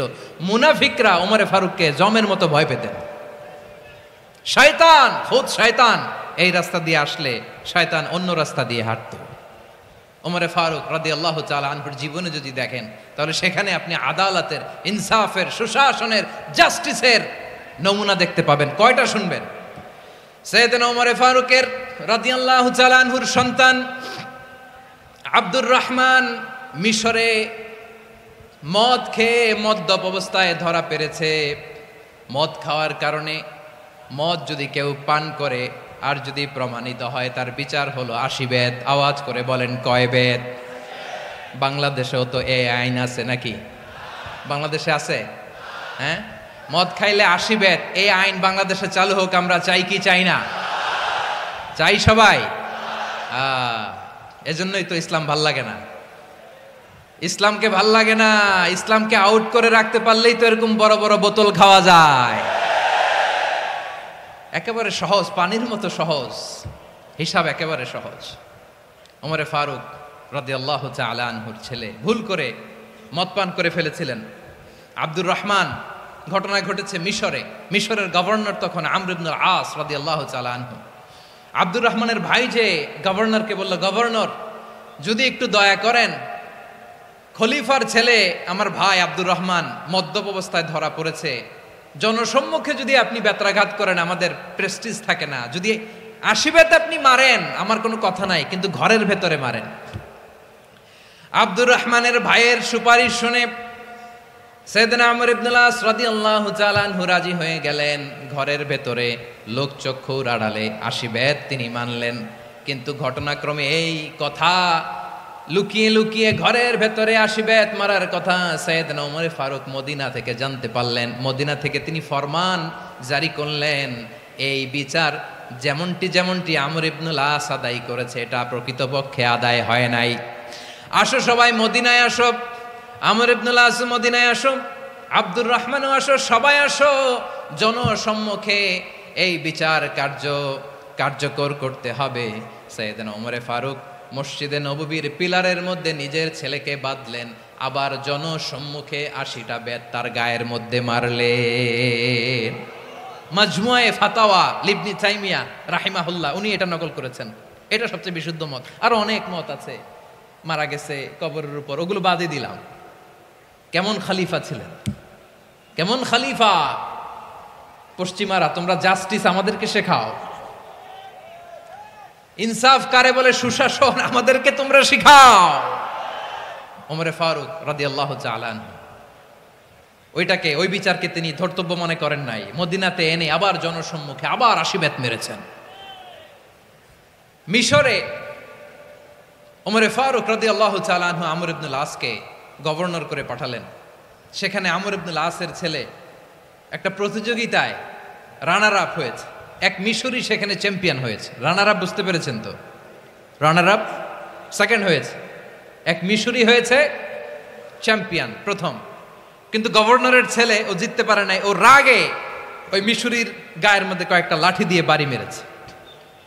মিশরি যে মদিনাতে ওমর ফারুকের কাছে বিচার দিলেন, আপনার গভর্নরের ছেলে অন্যায়ভাবে আমার গায়ে হাত তুলেছে। সাইয়েদনা ওমর ফারুক আবার ফরমান জারি করলেন, আসো মদিনাতে আসো। মিশরীকে ডাকলেন। ওই মিশরের গভর্নর আমর ইবনুল আস রাদিয়াল্লাহু তাআলা আনহুকে ডাকলেন, তার ছেলেকেও ডাকলেন। সবাই বসে রইল। আমর ইবনুল আস রাদিয়াল্লাহু তাআলা আনহু মাথা নিচু করে বসে আছেন, লজ্জায় কাচুমাচু। হায় হায়, আজকে আমার ছেলের কারণে আমিরুল মুমিনিন খলিফাতুল মুসলিমিন ওমর ফারুকের কাছে আমি জনসম্মুখে লজ্জিত হচ্ছি। সাইয়েদনা ওমর ফারুক বললেন, এই নাও লাঠি। গভর্নরের ছেলে তোমার মাথার মধ্যে যতগুলো বাড়ি মেরেছে, আজকে জনসম্মুখে তুমি অতগুলা বাড়ি মারো। মিশরি বলে, থাক, আপনি যে ডেকে আনছেন সবার সামনে এটা বলছেন, এতেই আমি খুশি। আল্লাহু আকবার! আপনার মহানুভবতা দেখে আমি খুশি, আর অপমানের দরকার নাই। ওমর ফারুক বলে, না, খবরদার, এই কথা মিশরি তুমি বলো না, মারো, যতগুলা বাড়ি মেরেছে মারো। বাধ্য হয়ে মিশরি আমর ইবনুল আসের সামনে ওনার কলিজার টুকরা সন্তানের মাথার মধ্যে বাড়ি মারতে আরম্ভ করলেন। ঠিক যতগুলা বাড়ি গভর্নরের ছেলে আমর ইবনুল আসের ছেলে মিশরির গায়ে মেরেছিল, মাথায় মেরেছিল, মিশরি গুনে গুনে ততটা মারলেন। এই দৃশ্য দেখে ওমর ফারুক রেগে মেগে আগুন, রাগের চোটে রাগ সামলাতে না পেরে আর নিজেকে সামলাতে না পেরে মিশরিরে বললেন, ছেলেরে মারা শেষ হয়ে গেলে এবার বাবার টাক মাথার মধ্যে কয়েকটা বাড়ি মার। রাগের চোটে, আউট অফ অ্যাঙ্গার, রাগের চোটে, যে আমার পাঠানো গভর্নর আমর ইবনুল আস তার ছেলেকে কেন আদব তারবিয়া কেন শিক্ষা দিতে পারে না। ছেলেরে মারা হইলে এবার আমর ইবনুল আসের মাথার মধ্যে দুইটা মারো। এটা রাগে বলেছেন, এটা শাস্তি হিসেবে না। সুবহানাল্লাহ পড়ে। তোমরা আমাদেরকে সুশাসন শিখাও, আমাদেরকে সুশাসন শিখাও। বিশ্বনবী বলেন, আদল এটা যেন তেন বিষয় না, এটা দিয়েই মানবিক সমাজ গড়তে হবে। আল্লাহ তাআলা কিয়ামতের কঠিন ময়দানে, যেদিন স্বামী স্ত্রীকে চিনবে না, স্ত্রী স্বামীকে দেখে পালিয়ে যাবে, বন্ধু বন্ধুরে চিনবে না, পীর সাহেব মুরিদরে চিনবে না, মুরিদ পীর সাহেবরে চিনবে না, দলের কর্মী তার নেতারে চিনবে না, নেতা তার কর্মীরে চিনবে না, বন্ধু বন্ধুরে দেখে পালাবে। এই কঠিন মুহূর্তে সূর্যটা মাথার কাছে চলে আসবে, জমিনটা তামার জমিন হবে। আজকের জমিনের মতো নয়। মানুষ ঘর্মাক্ত, ক্লান্ত, শ্রান্ত মাথার মগজগুলো কানের ছিদ্র আর নাকের ছিদ্র দিয়ে বেয়ে বেয়ে পড়বে। বিশ্বনবী ফরমান, কিয়ামতের ওই কঠিন ময়দানে 7 শ্রেণীর ব্যক্তিকে রব্বুল আলামিন তার আরশের নিচে ছায়া দিবেন। তার মধ্যে প্রথম শ্রেণীর ব্যক্তি হলো ইমামুন আদিল। ইমামুন আদিল, ন্যায়পরায়ণ শাসক, যে ইনসাফের সাথে বিচার করে, যে জাস্টিস সমাজে সার্ভ করে, যে সুশাসন নিশ্চিত করে, ওই ইমামুন আদিল। আদিল শব্দটা বুঝছেন না? ইন্নাল্লাহা ইয়া'মুরু বিল আদল, পাইছেন? আদিল। 7 শ্রেণীর ব্যক্তিকে আল্লাহ তাআলা সুশীতল আরশের নিচে ছায়া দিবেন, যেদিন তার দেয়া ছায়া ছাড়া কোনো ছায়া থাকবে না। এর প্রথম হচ্ছে ইমামুন আদিল, ন্যায়পরায়ণ শাসক। চিল্লায় বলেন সুবহানাল্লাহ। আবার বিশ্বনবী বললেন, ইন্নাল মুকসিতিনা ইনদাল্লাহি আলা মানাবির মিন নূর আন ইয়ামিনির রহমান। কিয়ামতের দিন যারা ন্যায়পরায়ণ হিসেবে আল্লাহর সামনে দাঁড়াবে, কিয়ামতের দিন রব্বুল আলামিন তার আরশের ডান দিকে ওই ন্যায়পরায়ণ লোকদের জন্য আরশের ডান দিকে একটা নূরের মিম্বারে তাদেরকে বসার সুযোগ করে দিবে। আল্লাহর আরশের ডান দিকে ন্যায়পরায়ণ লোকদের জন্য আল্লাহ তাআলা নূরের মিম্বার বানাবে। 4টেখানে কথা মনে করেছেন? আল আদাল, জাস্টিস। ইন্নাল্লাহা ইয়া'মুরু বিল আদল। আল্লাহ তাআলা এই আদালতের নির্দেশনা দেয়, সুবিচার, সুশাসন। প্রিয় ভাইয়েরা, এটা আমরা বাংলাদেশে চাই কি চাই না? এই যে অরাজকতা, এই যে অন্যায়, এই যে জুলুম, এই যে ইনকনসিস্টেন্সি সমাজের অসঙ্গতির প্রধান কারণ জাস্টিস নাই, সুবিচার নাই, সুশাসন নাই। শেষবারের মতো আওয়াজ করে বলেন তো, আমরা বাংলাদেশে আদল চাই কি চাই না? তাহলে প্রথম নির্দেশনা শেষ। আল্লাহ তাআলা তোমাদেরকে আদলের আদেশ দেন। এরপরে আল্লাহ বললেন, আমি তোমাদেরকে ইহসানের আদেশ দেই। ইন্নাল্লাহা ইয়া'মুরু বিল আদলি ওয়াল ইহসান। আমি তোমাদেরকে যেমনি আদলের নির্দেশনা দেই, তেমনি ভাবে তোমাদেরকে ইহসানের নির্দেশনা দেই। ইহসান, আওয়াজ করে সবাই বলেন তো ইহসান। সবাই বলেননি? সবাই বললে এতটুকু আওয়াজ হবে আমি বিশ্বাস করি না। আওয়াজ করে বলুন আল ইহসান। ইহসান মানে কারো প্রতি সফট হার্টেড হওয়া, মহানুভব হওয়া, অনুগ্রহ পরায়ণ হওয়া, অনুগ্রহশীল হওয়া, একে অপরের প্রতি দয়াদ্র হওয়া। একে অপরের প্রতি দয়াদ্র, অনুগ্রহশীল হওয়া ছাড়া মানবিক সমাজ কশিনকালেও গঠন করা সম্ভব না। প্রিয় ভাইয়েরা, সুন্দর আচরণ দিয়ে, ইহসান দিয়ে যা জয় করা যায়, নরম আচরণ দিয়ে যেটা অর্জন করা যায়, কঠোরতা দিয়ে সেটা পারা যায় না।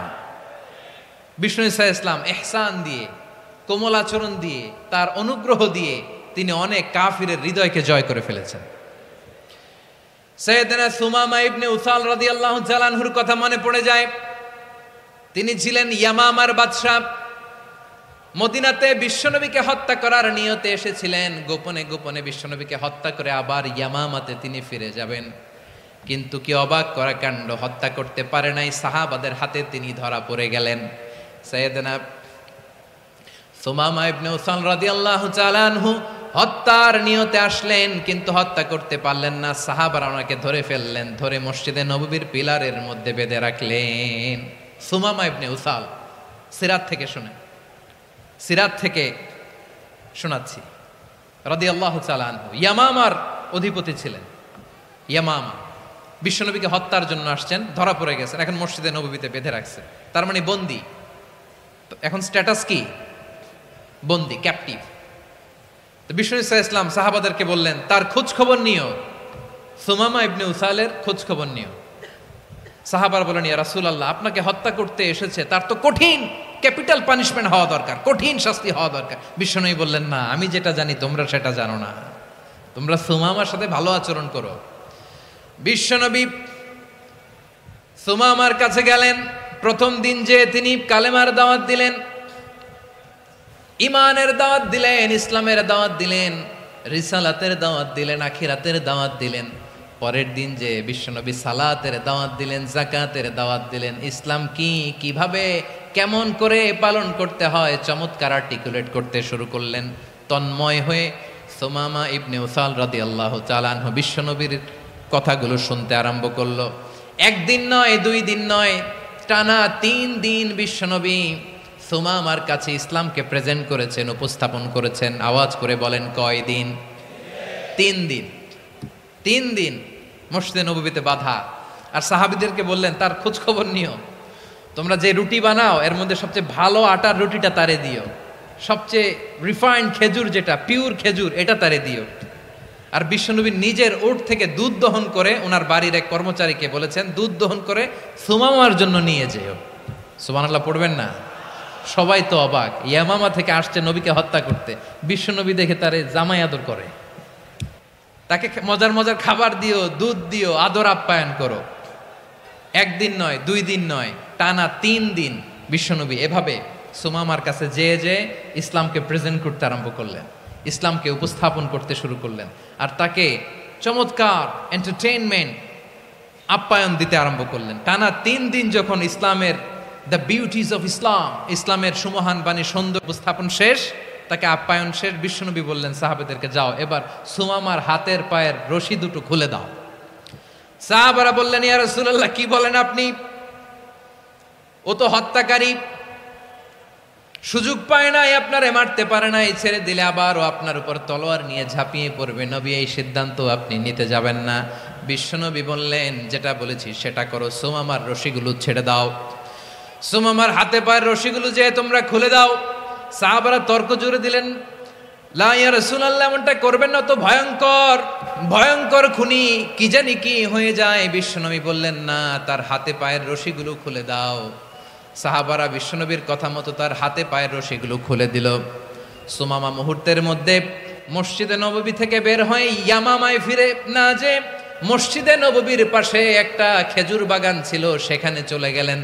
সেখানে একটা ছোট্ট কুয়া ছিল, কুয়ার পানি দিয়ে তিনি গোসল করলেন। সুবহানাল্লাহ পড়েন।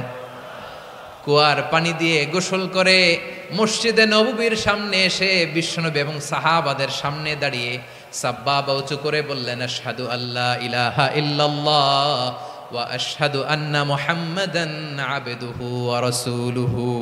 আল্লাহু আকবার।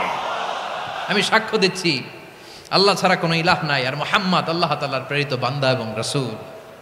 প্রিয় ভাইয়েরা, ইহসান দিয়ে যা জয় করা যায়, কঠোরতা দিয়ে সেটা কঠিনকালেও জয় করা যায় না। আওয়াজ করে বলেন ঠিক কি না? এবার সুমামা দাঁড়িয়ে বলে ওগো নবী, আমি তো কালিমা পড়ে মুসলমান হয়ে গেলাম, এবার শোনেন, এই মুহূর্তের আগে আপনার চেহারার চাইতে নিকৃষ্ট কোনো চেহারা আমার কাছে ছিল না, কিন্তু শাহাদা পাঠ করার পরে আপনার চেহারার চাইতে উত্তম শ্রেষ্ঠ কোনো চেহারা আমার কাছে আর নাই। ও নবী, আজকের দিনের আগে ইসলাম ধর্মের চেয়ে নিকৃষ্ট অপছন্দনীয় কোনো ধর্ম আমার কাছে ছিল না, কিন্তু এই মুহূর্ত থেকে ইসলামের চেয়ে সেরা শ্রেষ্ঠ পছন্দনীয় কোনো ধর্ম আমার কাছে নাই। নবী গো, আজকের দিনের আগে মদিনার চাইতে অপছন্দনীয় নিকৃষ্ট কোনো শহর আমার কাছে ছিল না, কিন্তু এই মুহূর্তের পর থেকে মদিনার চাইতে কোনো শ্রেষ্ঠ শহর আমার জানা নাই। সে ছিল গমের বড় ডিলার, গম বেচত। কি বেচত? তার গম কিনে মক্কার লোকেরা রুটি খাইতো। সে ঘোষণা দিল, আজকে থেকে মক্কাবাসীদের জন্য সব গম আমি হারাম করে দিলাম, মক্কাবাসী এখন না খেয়ে মরে। সুবহানাল্লাহ পড়বেন না? মক্কাবাসী বিশ্বনবীর কাছে আসলেন, এসে বললেন মুহাম্মদ, আমরা তো তোমার ভাই, তোমার চাচা, তোমার ভাতিজা, তোমার আত্মীয়, তুমি সুমামারে বলো সে যেন আবার গমের সাপ্লাই মক্কার জন্য অনুমতি দিয়ে দেয়। বিশ্বনবীর অনুমতি ক্রমে সুমামা আবার মক্কাতে গম পাঠাতে শুরু করলো। পড়েন সুবহানাল্লাহ। ইহসান, ইহসান দিয়ে আপনি যেটা জয় করতে পারবেন, you can win the heart of your enemies. ইহসান দিয়ে আপনি আপনার শত্রুর হৃদয়কে জয় করতে পারবেন। আওয়াজ করে বলেন ঠিক কি না? এজন্য আল্লাহ বললেন ওয়া আনফিকু ফি সাবিলিল্লাহি ওয়া লা তুলকু বিআইদিকুম ইলাত তাহলুকা ওয়া আহসিনু ইন্নাল্লাহা ইউহিব্বুল মুহসিনিন। তোমরা আল্লাহর রাস্তায় দান করবে আর নিজেরা নিজেদেরকে ধ্বংসের হাতে ঠেলে দিও না। তোমরা একে অপরের প্রতি ইহসান করবে, কারণ ইহসানকারীদেরকে আল্লাহ বড্ড ভালোবাসেন। সুবহানাল্লাহ পড়েন। আবার সূরা রহমানে আল্লাহ বললেন হাল জাযাউল ইহসানি ইল্লাল ইহসান ফাবিআইয়ি আলা, সবাই পড়েন ফাবিআইয়ি আলাই রাব্বিকুমা তুকাযযিবান। ইহসানের প্রতিদান হিসেবে ইহসানি হয়, বিশ্বনবী সুমামার প্রতি যেমন ইহসান করেছেন, সুমামাও ঠিক তেমন ইহসান ফিরিয়ে দিয়েছে। ঠিক কিনা বলেন? তাহলে 1 নম্বরে হচ্ছে আদ, ন্যায় বিচার। 2 নম্বরে সবাই বলেন ইহসান, সদাচরণ। ইহসান 2 ধরনের প্রিয় ভাইরা, ইহসান ফিল ইবাদা, ইহসান ফিল মুআমালা। ইহসান ফিল ইবাদা হচ্ছে একাগ্র অনুভবে ইবাদতে ডুব দেওয়া, এর নাম ইবাদতের ইহসান। সুবহানাল্লাহ পড়ে। বিশ্বনবী বলেন ইহসান মানে কি জানো নাকি? হাদিসে জিবরিলে সাইয়েদনা জিবরিল আলাইহিস সালাম বিশ্বনবীকে বললেন আখবিরনি আনিল ইহসান। নবী আমাদেরকে বলেন ইহসান মানে কি? বিশ্বনবী বললেন আনতা আবুদাল্লাহা কাআন্নাকা তারাহু ফাইন লাম তাকুন তারাহু ফাইন্নাহু ইয়ারাক। ইহসান মানে হলো এমন ভাবে তুমি আল্লাহর সামনে নিজেকে উজাড় করে ইবাদত করবে, তুমি ভাববে তুমি আল্লাহকে দেখতে পাচ্ছ। আর এটা যদি ভাবা তোমার জন্য কঠিন হয়ে যায়, অন্তত এতটুকু তুমি ভাববা যে আল্লাহ তোমাকে দেখতে পাচ্ছেন। ঠিক কিনা বলেন? ও আমার বীর চট্টলার ভাইয়েরা, কেউ যেটা দেখে না সেটা দেখে কে? এই বিশ্বাস হৃদয়ের মধ্যে আছে? নামাজে যখন দাঁড়ান এই ফিলিংসটা আনা যাবে? হ্যাঁ, এশার সালাত তো এখনো হয় নাই না? আলোচনা শেষে এশার সালাত এখানে অনুষ্ঠিত হবে, তাই না? আচ্ছা বলুন তো, আমরা এশার সালাত পর্যন্ত বেঁচে থাকবো এই গ্যারান্টি আছে কার কার? হাত তোলেন। কয়েকজন হাত তুলছে পেছনে, না বুঝে তুলে ফেলছে। এশা পর্যন্ত যে আমরা হায়াত পাবো কোনো গ্যারান্টি আছে? সবাই আওয়াজ করে বলেন গ্যারান্টি আছে? গ্যারান্টি নাই। এই জন্য বিষ্ণু ইসলাম বলেছে এমন ভাবে নামাজে দাঁড়াও, ইবাদত করো, মনে করো হতে পারে এটাই আমার জীবনের শেষ নামাজ। পারফর্ম দ্য সালাহ as if this is your last and final prayer. এমন ভাবে সালাতে দাঁড়াও, ভাবো হতে পারে এটাই তোমার জীবনের শেষ নামাজ। এমন ভাবে নামাজে দাঁড়াও, ভাবো এটাই শেষ নামাজ। তাহলে নামাজে একাগ্রতা বাড়ায় দিবে কে? ফলে ইবাদতের ইহসান আমাদের অর্জিত হবে।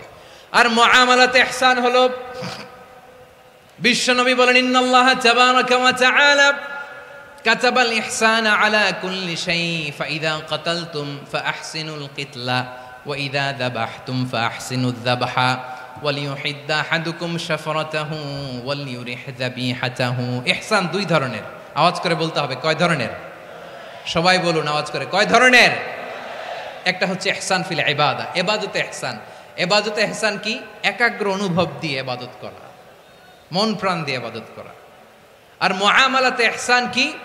সব কাজে, দৈনন্দিন কাজে, কর্মে, সামাজিক অ্যাক্টিভিটিতে কোমলতা প্রদর্শন করা, অনুগ্রহের সাথে সবকিছু করা। আল্লাহ তাআলা ইন্নাল্লাহা তাবারাকা ওয়া তাআলা কাতাবাল ইহসানা আলা কুল্লি শাই, তিনি সব কিছুর ব্যাপারে ইহসানকে আবশ্যক করেছেন। সবকিছুতে মুমিনের সব কাজে ইহসানের পরশ থাকবে। ওয়া ইযা কাতালতুম ফাহসিনুল কিতলা, বিশ্বনবী বলেন তুমি যখন কাউকে হত্যা করো ইহসানের সাথে করো। সুবহানাল্লাহ পড়বেন না? যখন হত্যা করো তখনও ইহসানের সাথে। আচ্ছা হত্যা করবো আবার ইহসান আসবে করতে করে, তো মেরেই ফেলবো আমি। আল্লাহ, ও ভাই একজন খুন করেছে, খুনি, রাষ্ট্রীয় আইনে তার শাস্তি হয়েছে ডেথ পেনাল্টি, মৃত্যুদণ্ড। এখন মৃত্যুদণ্ড দেখে আপনি যেমনি মন চায় তেমনি মারবেন লোকটারে? ওর নাক কেটে ফেলতে পারবেন? ওর কান কাটতে পারবেন? ওর চোখ উপড়ে ফেলতে পারবেন আপনি?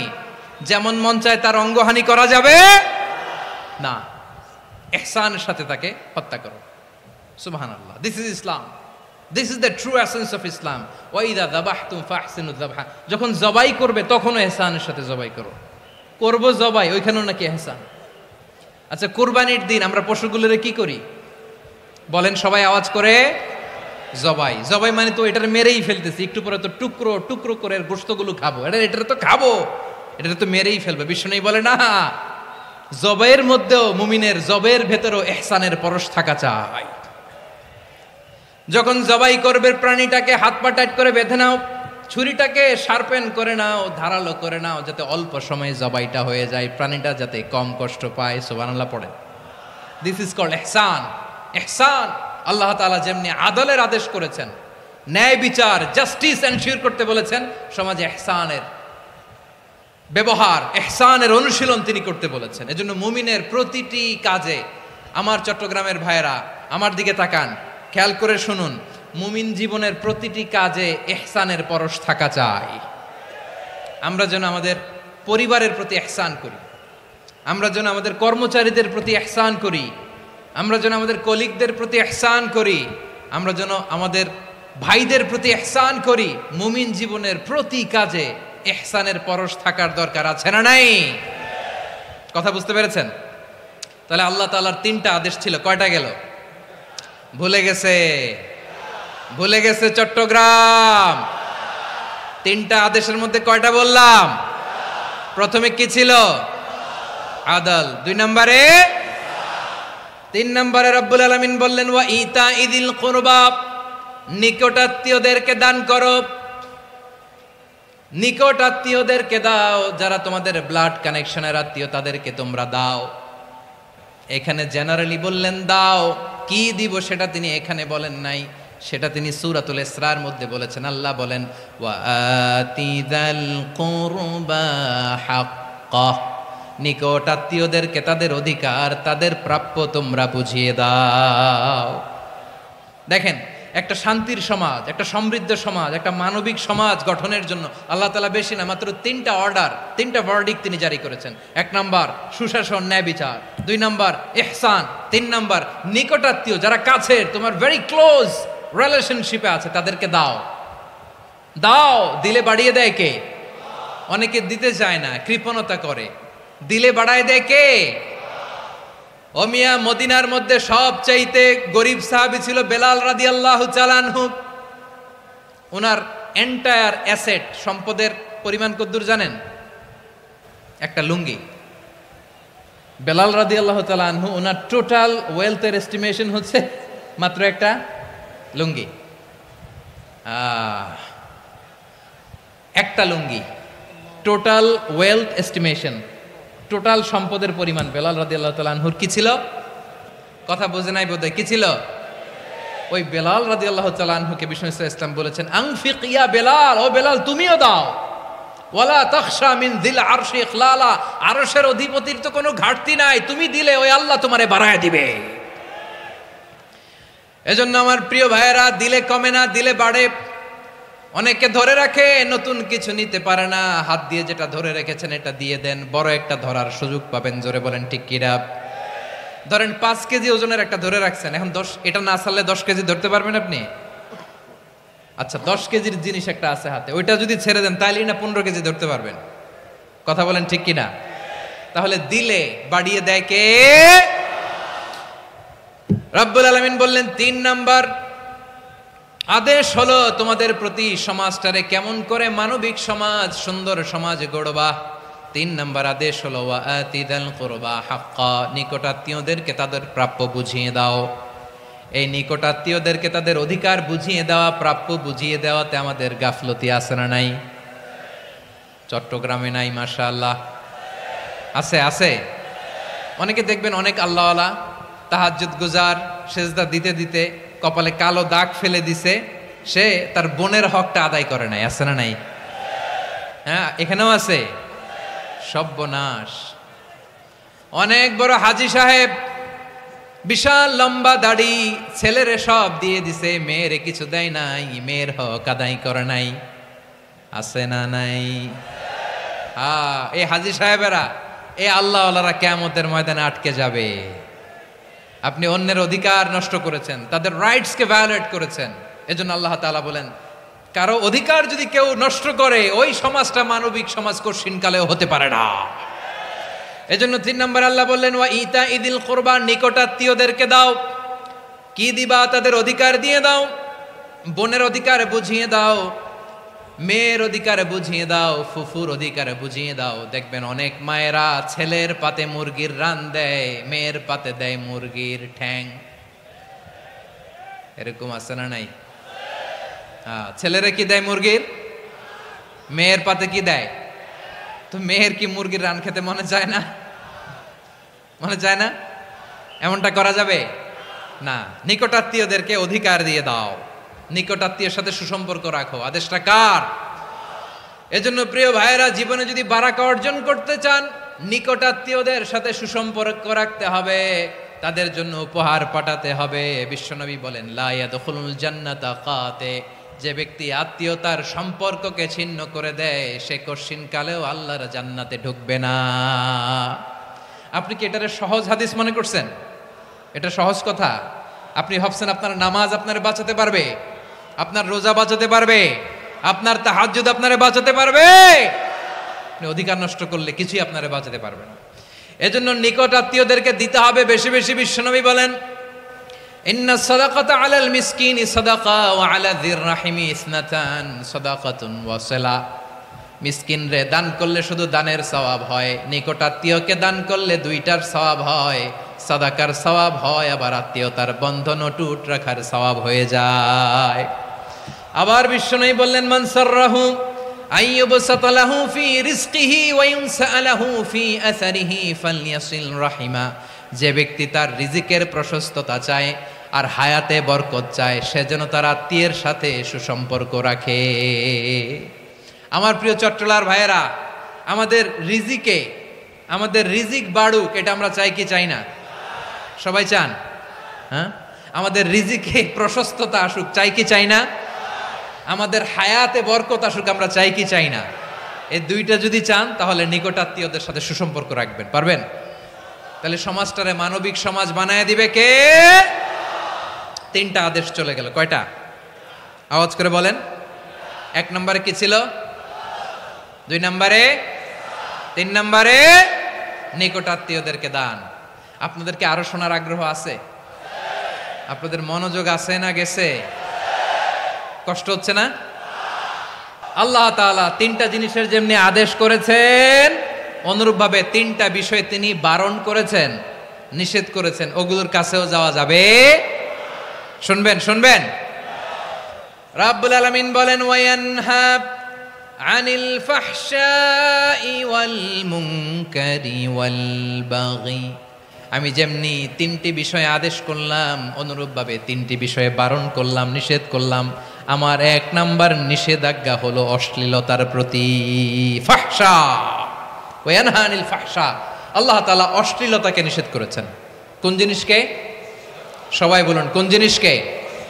যত ধরনের, যত টাইপের, যত ক্যাটাগরির অশ্লীলতা হতে পারে, সব অশ্লীলতাকে হারাম করেছেন কে? ফাহশা মানে কি? কথায়, কাজে, আচরণে, কমেন্ট, ফেসবুকের কমেন্টসে যত ধরনের নোংরামো আছে, যত ধরনের অশ্লীলতা আছে, এটাকে আরবিতে বলে ফাহশা। এটাকে কি বলে? রাব্বুল আলামিন বলেন, কুল ইন্নামা হাররামা রাব্বিয়াল ফাওয়াহিশা মা যাহারা মিনহা ওয়া মা বাতান। ও নবী, আপনি বলে দেন, আমার রব প্রকাশ্য অপ্রকাশ্য, স্পষ্ট কিংবা অস্পষ্ট, দৃশ্যমান কিংবা অদৃশ্যমান সব অশ্লীলতাকে হারাম করেছেন। সব ধরনের অশ্লীলতা হারাম, সব ধরনের। আল্লাহ তাআলা আমাদেরকে অশ্লীলতা থেকে বাঁচান, অশ্লীলতা থেকে তিনি আমাদেরকে হেফাজত করুক। পড়েন আমিন। এবার বলেন, আমাদের সমাজে অশ্লীলতা আছে না নাই? চট্টগ্রামে নাই? আমি কই নাই, ওনারা বলে আছে। দেখছেন, আমি সামহাও বাঁচায় দেওয়া ট্রাই করতেছি, ওনারা বলে আছে। অশ্লীলতা নানা ভাবে, নানা নামে, নানা মোড়কে আমাদের সমাজে আছে না নাই? সংস্কৃতির নামে, ফ্যাশনের নামে, বিনোদনের নামে, উপন্যাসের নামে, কনসার্টের নামে অশ্লীলতা আছে না নাই? আপনি দেখেছেন কনসার্টগুলোর অবস্থা?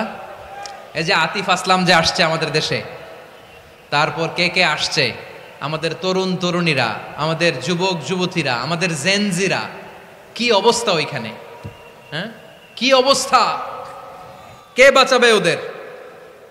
কে রক্ষা করবে ওদের ইমানের, ওদের চরিত্রের হেফাজতের গ্যারান্টি কে দিবে? কনসার্টের নামে অশ্লীলতা আছে না নাই? ছেলে মেয়ে একে অপরকে জড়ায় ধরতেছে, একে অপরকে চুমু খাচ্ছে, প্রকাশ্যে দিবালোকে গণমানুষের সামনে। আল্লাহ তাআলা এই অশ্লীলতা থেকে আমাদেরকে বেঁচে থাকতে বলেছেন, বেঁচে থাকতে বলেছেন।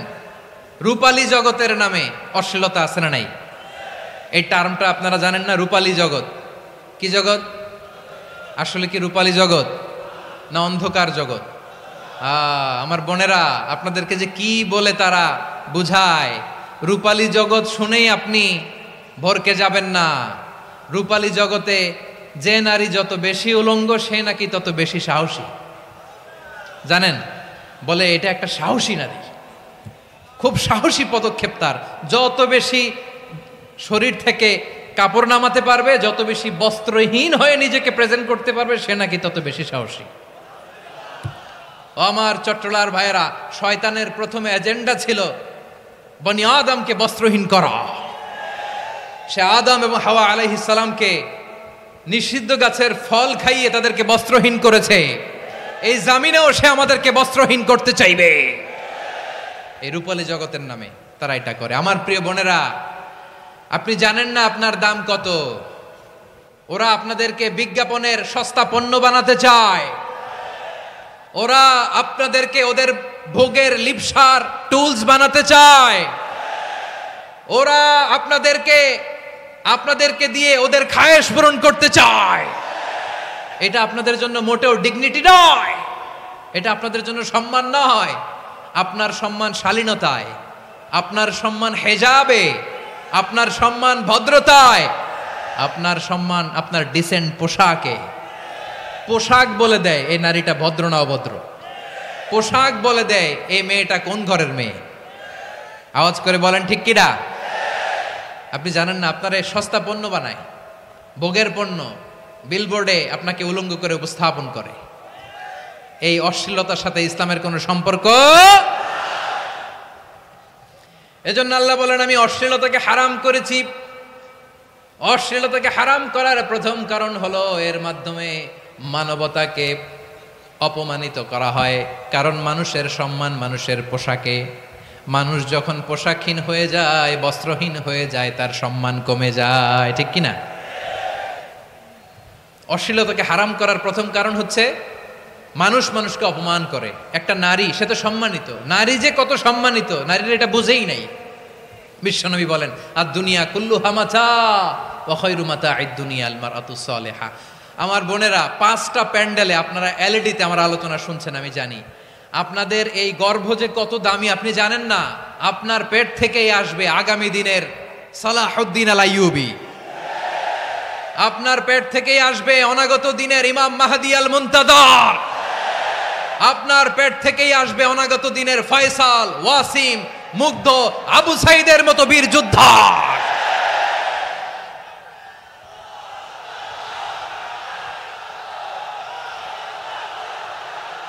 আমার প্রিয় বোনেরা, আমার প্রিয় বোনেরা, বিশ্বনবীর কথার ওজন খেয়াল করেন। আর দুনিয়া কুল্লুহা মাতা ওয়া খায়রু মাতা'আদ দুনিয়াল মারআতুস সালিহা।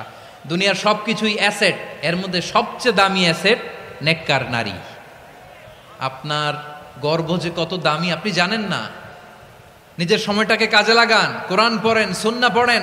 আপনার অনেক দায়িত্ব ঘরে। You are the MD of your family. একটা family it's a very big institution. পরিবার একটা অনেক বড় প্রতিষ্ঠান। and you are the MD of your institution. আপনি এই পরিবারের MD, managing director of your family. এখানে আপনার কত দায়িত্ব। আপনি ছেলেমেয়েদেরকে তারবিয়া করবেন। আপনি আপনার স্বামীর জন্য ঘরটার জান্নাতের নীর বানাবেন। আপনার জন্য জান্নাতের ডুপ্লেক্স বাড়ি ওইখানে তৈরি করে রাখবে কে? আপনি যে কত দামি আপনি জানেন না। নারীদেরকে আল্লাহ বানিয়েছেন উচ্চতর করে, নিম্নতর নয়। নারীদেরকে ছোট্ট জিনিস দিলে এটার বড় করে দেয়। নারীদেরকে ভ্রূণ দিলে, শুক্রাণু দিলে নারী এটারে বাচ্চা হিসেবে উপহার দেয়, ঠিক কিনা? বিয়ের মাধ্যমে স্বামী যখন তার শুক্রাণু তার স্ত্রীকে উপহার দেয়, স্ত্রী রিটার্নে কি উপহার দেয়? ফুল ফর্ম বেবি, মানব সন্তান। দেখছেন, আপনি দিলেন একটু, উনি দিছে বিশাল। আপনি যদি নারীকে বাজার এনে দেন, নারী এটাকে সুস্বাদু খাবারে রূপান্তর করে দেয়। আপনি তাকে একটা মুচকি হাসি দিয়ে দেন, সে তার কলিজা দিয়ে দেয়। কিন্তু যদি আপনি তার মনে কষ্ট দেন, সে আপনার জীবনকে জাহান্নাম বানায়া দেয়। খবর আছে, নারীর মন বুঝতে পারলে নেয়ামত, বুঝতে না পারলে কিয়ামত, ঠিক কিনা বলেন? আমার প্রিয় বোনেরা, আপনি যে কত দামি আপনি জানেন না। আপনাদেরকে যেন ভোগের সস্তা পণ্য বানাতে না পারে, আপনাদেরকে সচেতন থাকতে হবে, সজাগ থাকতে হবে, কনসার্ন থাকতে হবে। শয়তানের ওই হাতছানির দিকে আর নজর দেওয়া যাবে না। তাহলে কেন আল্লাহ তাআলা এই ফাহশা, অশ্লীলতাকে হারাম করলেন? 1 নাম্বার, এতে হিউম্যান ডিগনিটি কমে। 2 নাম্বার, এতে মানুষের অধিকার নষ্ট হয়। আপনি বিয়ে করেছেন, এরে পরকিয়া করেন, ওর সাথে এরকম আছে না নাই? স্ত্রীর অধিকার নষ্ট করেছেন, আপনি বিবাহ সম্পর্কে আবদ্ধ হয়েছেন তার সাথে, আপনি পরকিয়া করেন ওই ছেলের সাথে, আপনি আপনার হাজবেন্ডের সাথে বিট্রে করেছেন। এজন্য আল্লাহ অশ্লীলতাকে হারাম করেছেন। অশ্লীলতাকে হারাম করার আরেকটা কারণ হচ্ছে আল্লাহ তাআলা এই হিউম্যান জেনারেশনকে এটাকে প্রিজার্ভ করতে চায়। হিফজুন নাসল, এটা মাকাসিদুশ শরিয়ার অনেক গুরুত্বপূর্ণ একটা মাকাসিদ, অনেক গুরুত্বপূর্ণ। আপনার নাসাল, আপনার জেনারেশনকে সংরক্ষণ করা। এই যে আসতেছে ফেব্রুয়ারি, কত ফেব্রুয়ারি জানো? এটা কি বিশ্ব ভালোবাসা দিবস? হ্যাঁ, কি দিবস? এই বিশ্ব ভালোবাসা দিবসের সাথে মুসলমানদের কোনো সম্পর্ক নাই। আমার প্রিয় ভাইরা, এই যে আপনি অবৈধ সম্পর্কে জড়ালেন, কেন আল্লাহ অশ্লীলতাকে হারাম করেছে দেখেন। বলতেছিলাম যে এটা আপনার নাসাল, আপনার জেনারেশন, আপনার লিনিয়েজ, আপনার বংশকে প্রিজার্ভ করা। কে কার বাবা, কে কার মা, বাবা মা জানা, প্রজন্মকে প্রিজার্ভ করা, এটা ইসলাম ওয়াজিব করে দিয়েছে। এই যে অবৈধ সম্পর্কের কারণে, বিশ্ব বেহায়া দিবসের কারণে, এগুলোর আউটকাম আউটপুট হিসেবে মাঝে মাঝে ঢাকা মেডিকেলের ডাস্টবিনে নবজাতকের বাচ্চার কান্নার আওয়াজ শুনতে পাওয়া যায়। চট্টগ্রাম মেডিকেলের ডাস্টবিনে নবজাতকের কান্না শুনতে পাওয়া যায়। বীর চট্টলার মুসলমানেরা বুঝতে পারলে আওয়াজ করে বলেন, এই যে চট্টগ্রাম মেডিকেলে যে নবজাতকটা পাওয়া গেল, ওর বাবাকে আমাকে বলেন, ওর বাবাকে, ওর মাকে, ও কোন ফ্যামিলির সন্তান কেউ জানে? আপনি হিউম্যান ডিগনিটিকে অপমান করেছেন না? আপনি তার ভবিষ্যৎকে অন্ধকার করেছেন না? আপনি তার লিনিয়েজকে প্রশ্নবিদ্ধ করে দিয়েছেন না? এই জন্য আল্লাহ তাআলা অশ্লীলতাকে আমাদের জন্য হারাম করে দিয়েছেন। পড়েন সুবহানাল্লাহ। এই জন্য রাব্বুল আলামিন বলেন, কুল ইন্নামা হারামা রাব্বিয়াল ফাওয়াহিশা মা যাহারা মিনহা ওয়া মা বাতান। প্রকাশ্য অপ্রকাশ্য সব অশ্লীলতাকে হারাম ঘোষণা করে দিয়েছে কে? আবার দুনিয়ার বুকে যারা অশ্লীলতার প্রসার করে তাদের জন্য শাস্তি মজুদ রেখেছে কে? রাব্বুল আলামিন বলেন, ইন্নাল্লাযীনা ইউহিব্বুনা আন তাশিআল ফাহিশাতু ফিল্লাযীনা আমানু লাহুম আযাবুন আলীমুন ফিদ দুনিয়া ওয়াল আখিরাতি ওয়াল্লাহু ইয়ালামু ওয়া আনতুম লা তা'লামুন। নিশ্চয়ই যারা বিশ্বাসীদের মাঝে অশ্লীলতার প্রচার প্রসার করতে চায় তাদের জন্য আমি মর্মন্তুদ শাস্তি প্রস্তুত করে রেখেছি, দুনিয়াতেও রেখেছি, আখিরাতেও রেখেছি। ঘোষণাটা কার? যারা এই নাটকের নামে, সিনেমার নামে, রূপালী জগতের নামে, মুভির নামে, ওটিটি প্ল্যাটফর্মের নামে আমার সমাজে অশ্লীলতা ছড়াতে চায় তাদের জন্য কঠিন মর্মন্তুদ শাস্তি মজুদ রেখে দিয়েছে কে? ও আমার বোনেরা, এখনো আপনি জাগবেন না? এখনো আপনার চিন্তার দুয়ারে এখনো নাড়া পড়ে নাই? ওরা আপনাকে উলঙ্গ বানাতে চায়, ওরা আপনাকে আইটেম গার্ল বানাতে চায়। এজন্য ইসলাম অশ্লীলতাকে হারাম করেছে। হারাম। ইসলাম বলেছে যোজন যোজন দূরে থাকো, ওরা বলে না কাছে আসো, কাছে আসার গল্প, ক্লোজ আপ ওয়ান, কাছে আসার গল্প আছে না নাই? চট্টগ্রামে তো এগুলো নাই মাশাআল্লাহ। হ্যাঁ, এখানেও আছে ক্লোজ আপ ওয়ান, কাছে আসার গল্প। আল্লাহ বলেন ওয়ালা তাকরাবুজ জিনা, কাছেও এসো না, জিনা থেকে যোজন যোজন কিলো দূরে থাকো, ওরা বলে কাছে আসার গল্প। আমার বীর চট্টলার ভাইয়েরা, কাছে আসতে হলে আমরা কোরআনের কাছে আসব, কাছে আসতে হলে নবীর কাছে আসব, কাছে আসার গল্প হবে আমার রবের কাছে আসার গল্প। চিল্লায় বলো ঠিক কিনা?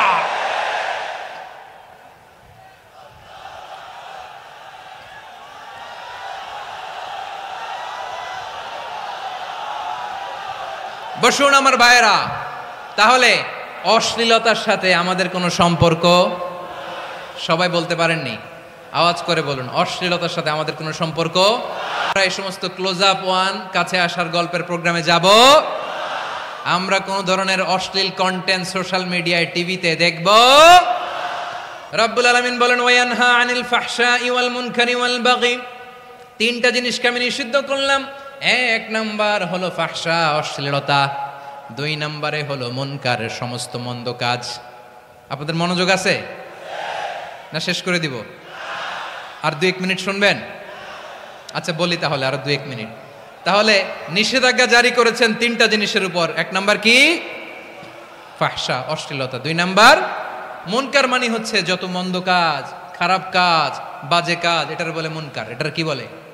আপনারা পড়ছেন না, তা'মুরুনা বিল মা'রুফি ওয়া তানহাউনা আনিল মুনকার। ভালো কাজের আদেশ, সৎ কাজের আদেশ, অসৎ কাজের নিষেধ। মুনকার, মুনকার হচ্ছে মানুষের স্বাভাবিক বিবেকবোধ যেটাকে খারাপ বলে, ওইটাই মুনকার। পৃথিবীর সব আসমানি গ্রন্থ যেটাকে খারাপ বলেছে, মানুষের স্বাভাবিক বিবেকবোধ যেটাকে খারাপ বলেছে, এগুলো সব মুনকার। যেমন ইফটিজিং, এটা কি ভালো না খারাপ? মজুদদারি, খাদ্যে ভেজাল দেওয়া, ওজনে কম দেওয়া, মাছে ফরমালিন মিশানো, চাঁদাবাজি, টেন্ডারবাজি, দখলবাজি, এগুলো আমাদের স্বাভাবিক বিবেকেই বলে এগুলো খারাপ, এগুলো হচ্ছে মুনকার।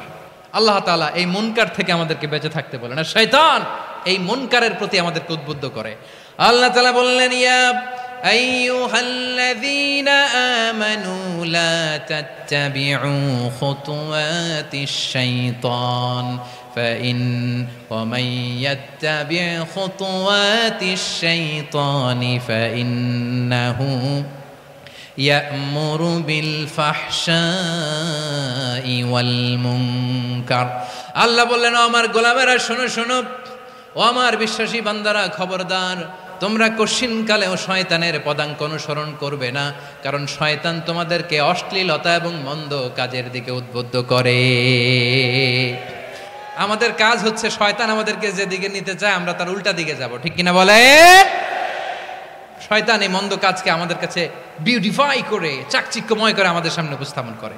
এজন্য আল্লাহ বলেন, মুনকারকে থামাতে হবে, মুনকার প্রতিরোধ করতে হবে। মুনকার প্রতিরোধের দায়িত্ব শুধু আমাদের নাকি? শুধু আপনার খতিব সাহেবের, ইমাম সাহেবের, নাকি মুসলিম উম্মার সবার? আওয়াজ করে বলুন, মুনকার, অসৎ কাজ প্রতিরোধের দায়িত্ব কার? রাব্বুল আলামিন বলেন, কুনতুম খায়রা উম্মাতিন উখরিজাত লিন-নাসি তা'মুরুনা বিল মা'রুফি ওয়া তানহাউনা আনিল মুনকার। তোমাদেরকে শ্রেষ্ঠ জাতি করে জমিনের মধ্যে আবির্ভূত করা হয়েছে, যাতে করে তোমরা জমিনের ভেতরে সৎ কাজের আদেশ করতে পারো আর অসৎ কাজের নিষেধ করতে পারো। উম্মা, কুনতুম খায়রা, তাহলে গোটা উম্মার দায়িত্ব, এটা বুঝতে পারছেন তো? আচ্ছা, আরো নিচে আসেন। এরপরে আল্লাহ বললেন, শুধু উম্মা না, এই জমিনের রাজত্ব আমি যাদের হাতে দেই, এই জমিনের মালিক আমি যাদেরকে বানিয়ে দেই, যাদেরকে আমি সরকারের দায়িত্ব দেই, তাদেরকেও মুনকার প্রতিরোধের দায়িত্ব দিয়েছে কে? আল্লাহ বলেন, যারা ক্ষমতার মসনদে বসেছে তাদেরকে 4 দফা কর্মসূচি আমি আল্লাহ দিলাম। আওয়াজ করে বলেন, কয় দফা? আল্লাহ বলেন, আল্লাযীনা ইম্মাক্কান্নাহুম ফিল আরদি আকামুস সালাতা ওয়া আতাউয যাকাতা ওয়া আমারু বিল মা'রুফি ওয়া নাহাউ আনিল মুনকার ওয়ালিল্লাহি আকিবাতুল উমুর। যারা এই জমিনের উত্তরাধিকার হয়েছে তারা 4 দফা কর্মসূচি নিয়ে সামনে আগাবা। সালাত কায়েম করবা, যাকাত আদায় করবা, সৎ কাজের আদেশ দিবা, অসৎ কাজ থেকে মুনকার প্রতিরোধ করবা। আদেশটা কার? আমার প্রিয় চট্টলার ভাইয়েরা, পুরো উম্মার দায়িত্ব মুনকার প্রতিরোধ করা, সরকার প্রধানের দায়িত্ব মুনকার প্রতিরোধ করা। এরপর আল্লাহ বলেন, প্রতিটা ফ্যামিলির যিনি প্রধান, সিইও, বাবা, প্রত্যেক বাবারও দায়িত্ব এই মুনকার প্রতিরোধ করা। আওয়াজ করে বলেন, ঠিক কিনা? যেমনটি সাইয়েদনা লুকমান আলাইহিস সালাম ওনার কলিজার টুকরা সন্তানকে আদেশ করেছেন, ইয়া বুনাইয়া আকিমিস সালাতা ওয়া'মুর বিল মা'রুফি ওয়ানহা আনিল মুনকার। পড়েন সুবহানাল্লাহ। বাবা ছেলেকে সবক দিচ্ছে। কে সবক দিচ্ছে? কাকে? লুকমান আলাইহিস সালাম ছেলেকে বলতেছে, ওরে আমার কলিজার টুকরা সন্তান, ওরে আমার বাছা, নামাজ কায়েম করবা, সৎ কাজের আদেশ দিবা, আর মুনকার প্রতিরোধ করবা, অসৎ কাজ, সমাজ থেকে খারাপ কাজকে ঝেঁটে বিদায় করে দিবা। তাহলে দেখেন, আমি স্টেপ বাই স্টেপ নামলাম। পুরা উম্মার দায়িত্ব, জমিনের উত্তরাধিকারী আল্লাহ যাদেরকে বানিয়েছেন সরকার, তাদের দায়িত্ব, প্রতিটি ফ্যামিলির প্রধানের দায়িত্ব। এরপরে বিশ্বনবী বলেন সচেতন প্রতিটি মুসলিমের দায়িত্ব সমাজ থেকে মুনকারকে উৎখাত করা। বিশ্বনবী বলেছেন মান রাআ মিনকুম মুনকারান ফালিয়ুগাইয়িরহু বিয়াদিহি ফাইন লাম ইয়াস্তাতি ফাবিলিসানিহি ওয়া ইন লাম ইয়াস্তাতি ফাবিকলবিহি ওয়া যালিকা আযআফুল ঈমান। সমাজে যে মুনকার দেখবে, খারাপ কাজ দেখবে, সে যেন হাত দিয়ে সেটাকে থামায়। কি দিয়ে? আপনাদের তো হাত নাই না? হাত আছে, হাত আছে। ওরা যেই হাত দিয়ে অন্যায় করে ওইটা প্রতিরোধের জন্য আমাদেরও হাত আছে না নাই? থামাতে হবে, থামাতে হবে।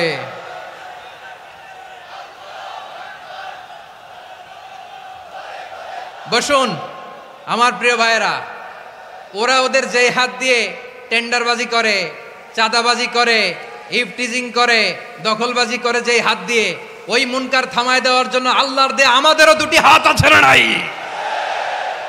আমাদেরও হাত আছে।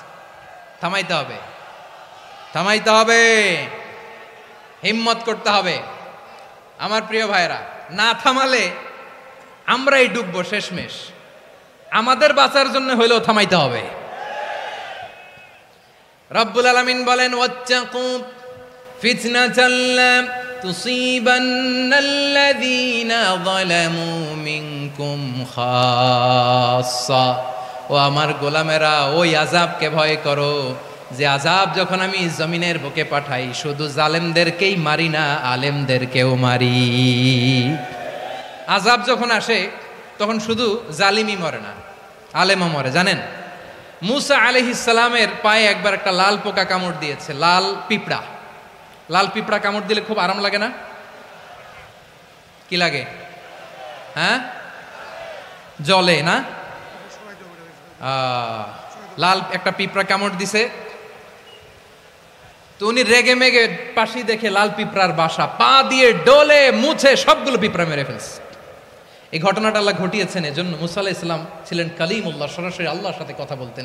তিনি আল্লাহকে জিজ্ঞেস করেছিলেন, আল্লাহ তুমি যখন কোনো জনপদে আযাব পাঠাও, শাস্তি দাও, ওখানকার শুধু জালেমরাই তো মরে না, ভালো মানুষগুলাও মরে, তো আযাব দিবা মুশরিকদের উপর দিবা, অবাধ্যদের উপর দিবা, ভালো মানুষগুলারে মারো কেন? আল্লাহ বললেন, মুসা তোমার যে কামড় দিছিল পায়ের মধ্যে পিঁপড়া, কয়টা পিঁপড়া? জোরে বলেন। একটা পিঁপড়া, তো সবগুলারে মারলা কেন? রেগে মেগে পুরো পিঁপড়ার বাসা ভেঙে মেসাকার করলা কেন? এই মুসা, আমি যখন অ্যাকশনে যাই, আমি যখন শাস্তি দেই, তখন এত বাস বিচার করা হয় না, বাস বিচার করা যায় না। যখন অ্যাকশনে যাওয়া হয় ওইটা ডাইরেক্ট অ্যাকশন হয়ে যায়। চিল্লায় বলো ঠিক কি না? এজন্য আমাদের বাঁচার জন্য হলেও এই পাপ থামাতে হবে, এই শয়তানের অট্টহাসি থামাতে হবে, অন্যায় অপরাধ সমাজ থেকে আমাদের থামাতে হবে। কারণ আযাব আসলে ওরাও মরবে, আমরাও মরব। একটা জাহাজ 2 তলা, আপনি আছেন 2য় তলায়, শুনতেছেন? শুনতেছেন? জাহাজ কয় তলা? আপনি কোন তলায়? 2য় তলায়। নিচের তলার কিছু লোক জাহাজের তলা ছিদ্র করতে আরম্ভ করছে। কি ছিদ্র করতেছে? আচ্ছা, জাহাজের তলা ছিদ্র করলে তলা দিয়ে কি ঢুকে? এখন আপনি যদি বলেন আমার কি, আমি তো 2 তলায়, আমার কি, আমি তো সেফ, আমি ইন দ্য সেফ জোন, আমি তো ভালো আছি, আমি তো ভালো আছি, ওরা ছিদ্র করে ওরা মরবে। আসলে কি শুধু ওরা মরবে? নাকি তলা ফুটো হলে ভিতরে পানি ঢুকলে আপনারও শরীর সমাধি হবে? তলা দিয়ে যখন পানি ঢুকবে, জাহাজ ডুবলে আপনিও মরবেন। এজন্য নিজে মরার আগে ওই পাগলগুলোর নিচতলায় যে থামাতে হবে। চিল্লায় বলেন ঠিক কি না? এজন্য আল্লাহ বললেন মুনকার প্রতিরোধের দায়িত্ব সমাজের টপ টু বটম সবার। পুরো উম্মার দায়িত্ব, সরকার প্রধানের দায়িত্ব, প্রতিটি ফ্যামিলির প্রধান বাবার দায়িত্ব। বিশ্বনবী বললেন প্রতিটি সচেতন মুসলিমের দায়িত্ব। এজন্য মুনকার প্রতিরোধ করার দরকার আছে না নাই? সমাজে এই যে ইফটিজিং হয়, আপনার বোনের বয়সী একটা মেয়েকে কিছু বকাটে টিটকারি করে, এই বলে সেই বলে, নোংরা কথা বলে, রাস্তায় দেখেও আপনি পাশ দিয়ে না দেখার মতো চলে যান কেন? আপনি দাঁড়ান না কেন? আপনি দাঁড়ালেই তো থেমে যাবে। কারণ সত্যের যে শক্তি, তার সামনে মিথ্যা মুখ থুবড়ে পড়ে।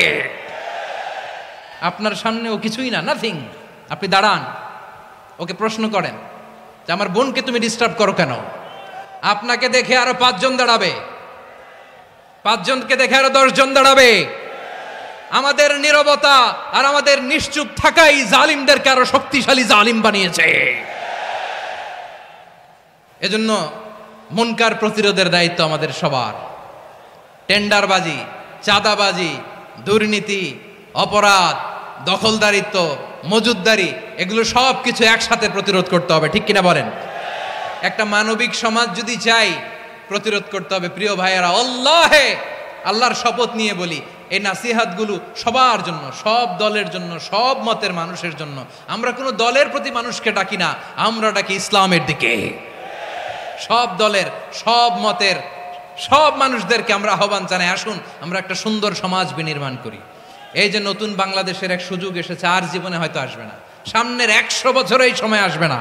আসুন দেশটাকে আমরা সাজাই, আসুন আমরা দুর্নীতি বন্ধ করি, আসুন আমরা চাঁদাবাজি বন্ধ করি, আসুন আমরা দখলদারিত্ব বন্ধ করি, আসুন আমরা এক দল আরেক দলকে নিশ্চিহ্ন করার যে রাজনীতি, এটা বন্ধ করি। সব দলের প্রতি আমার আহ্বান। আমি কিছুদিন আগে একটা নিউজ দেখলাম, ওই যে লন্ডনে বসে জনাব তারেক রহমান সাহেবকে আমি ধন্যবাদ দিতে চাই। উনি সংবাদ শোনা মাত্রই ওনার দলের অনেক চাঁদাবাজকে উনি বহিষ্কার করেছেন। I do appreciate. প্রতিটি দলের এরকম ইনিশিয়েটিভ নেওয়ার দরকার আছে না নাই? যে কোনো দলে এই প্র্যাকটিসটা থাকার দরকার আছে না নাই? চাঁদাবাজদের সাথে আপনারা নিজেদেরকে মুক্ত ঘোষণা করবেন যে এরা আমার দলের কর্মী হতে পারে না। আমরা চাঁদাবাজ মুক্ত বাংলাদেশ চাই, জুলুম মুক্ত বাংলাদেশ চাই, ফ্যাসিজম মুক্ত বাংলাদেশ চাই, গুণ খুন খারাপি মুক্ত বাংলাদেশ চাই। আমরা নতুন ভোরের বাংলাদেশ চাই। ওই বাংলাদেশ পাওয়ার জন্য মুনকার প্রতিরোধে, অন্যায় প্রতিরোধে যদি বাঘের বাচ্চার মতো, আবু সাইদের মতো 2 হাত উঁচু করে বুককে টান টান করে প্রসারিত করে দাঁড়াতে হয়, রাজি আছো মুসলমান? কারা কারা রাজি? আল্লাহকে হাত দেখিয়ে প্রতিজ্ঞা করো।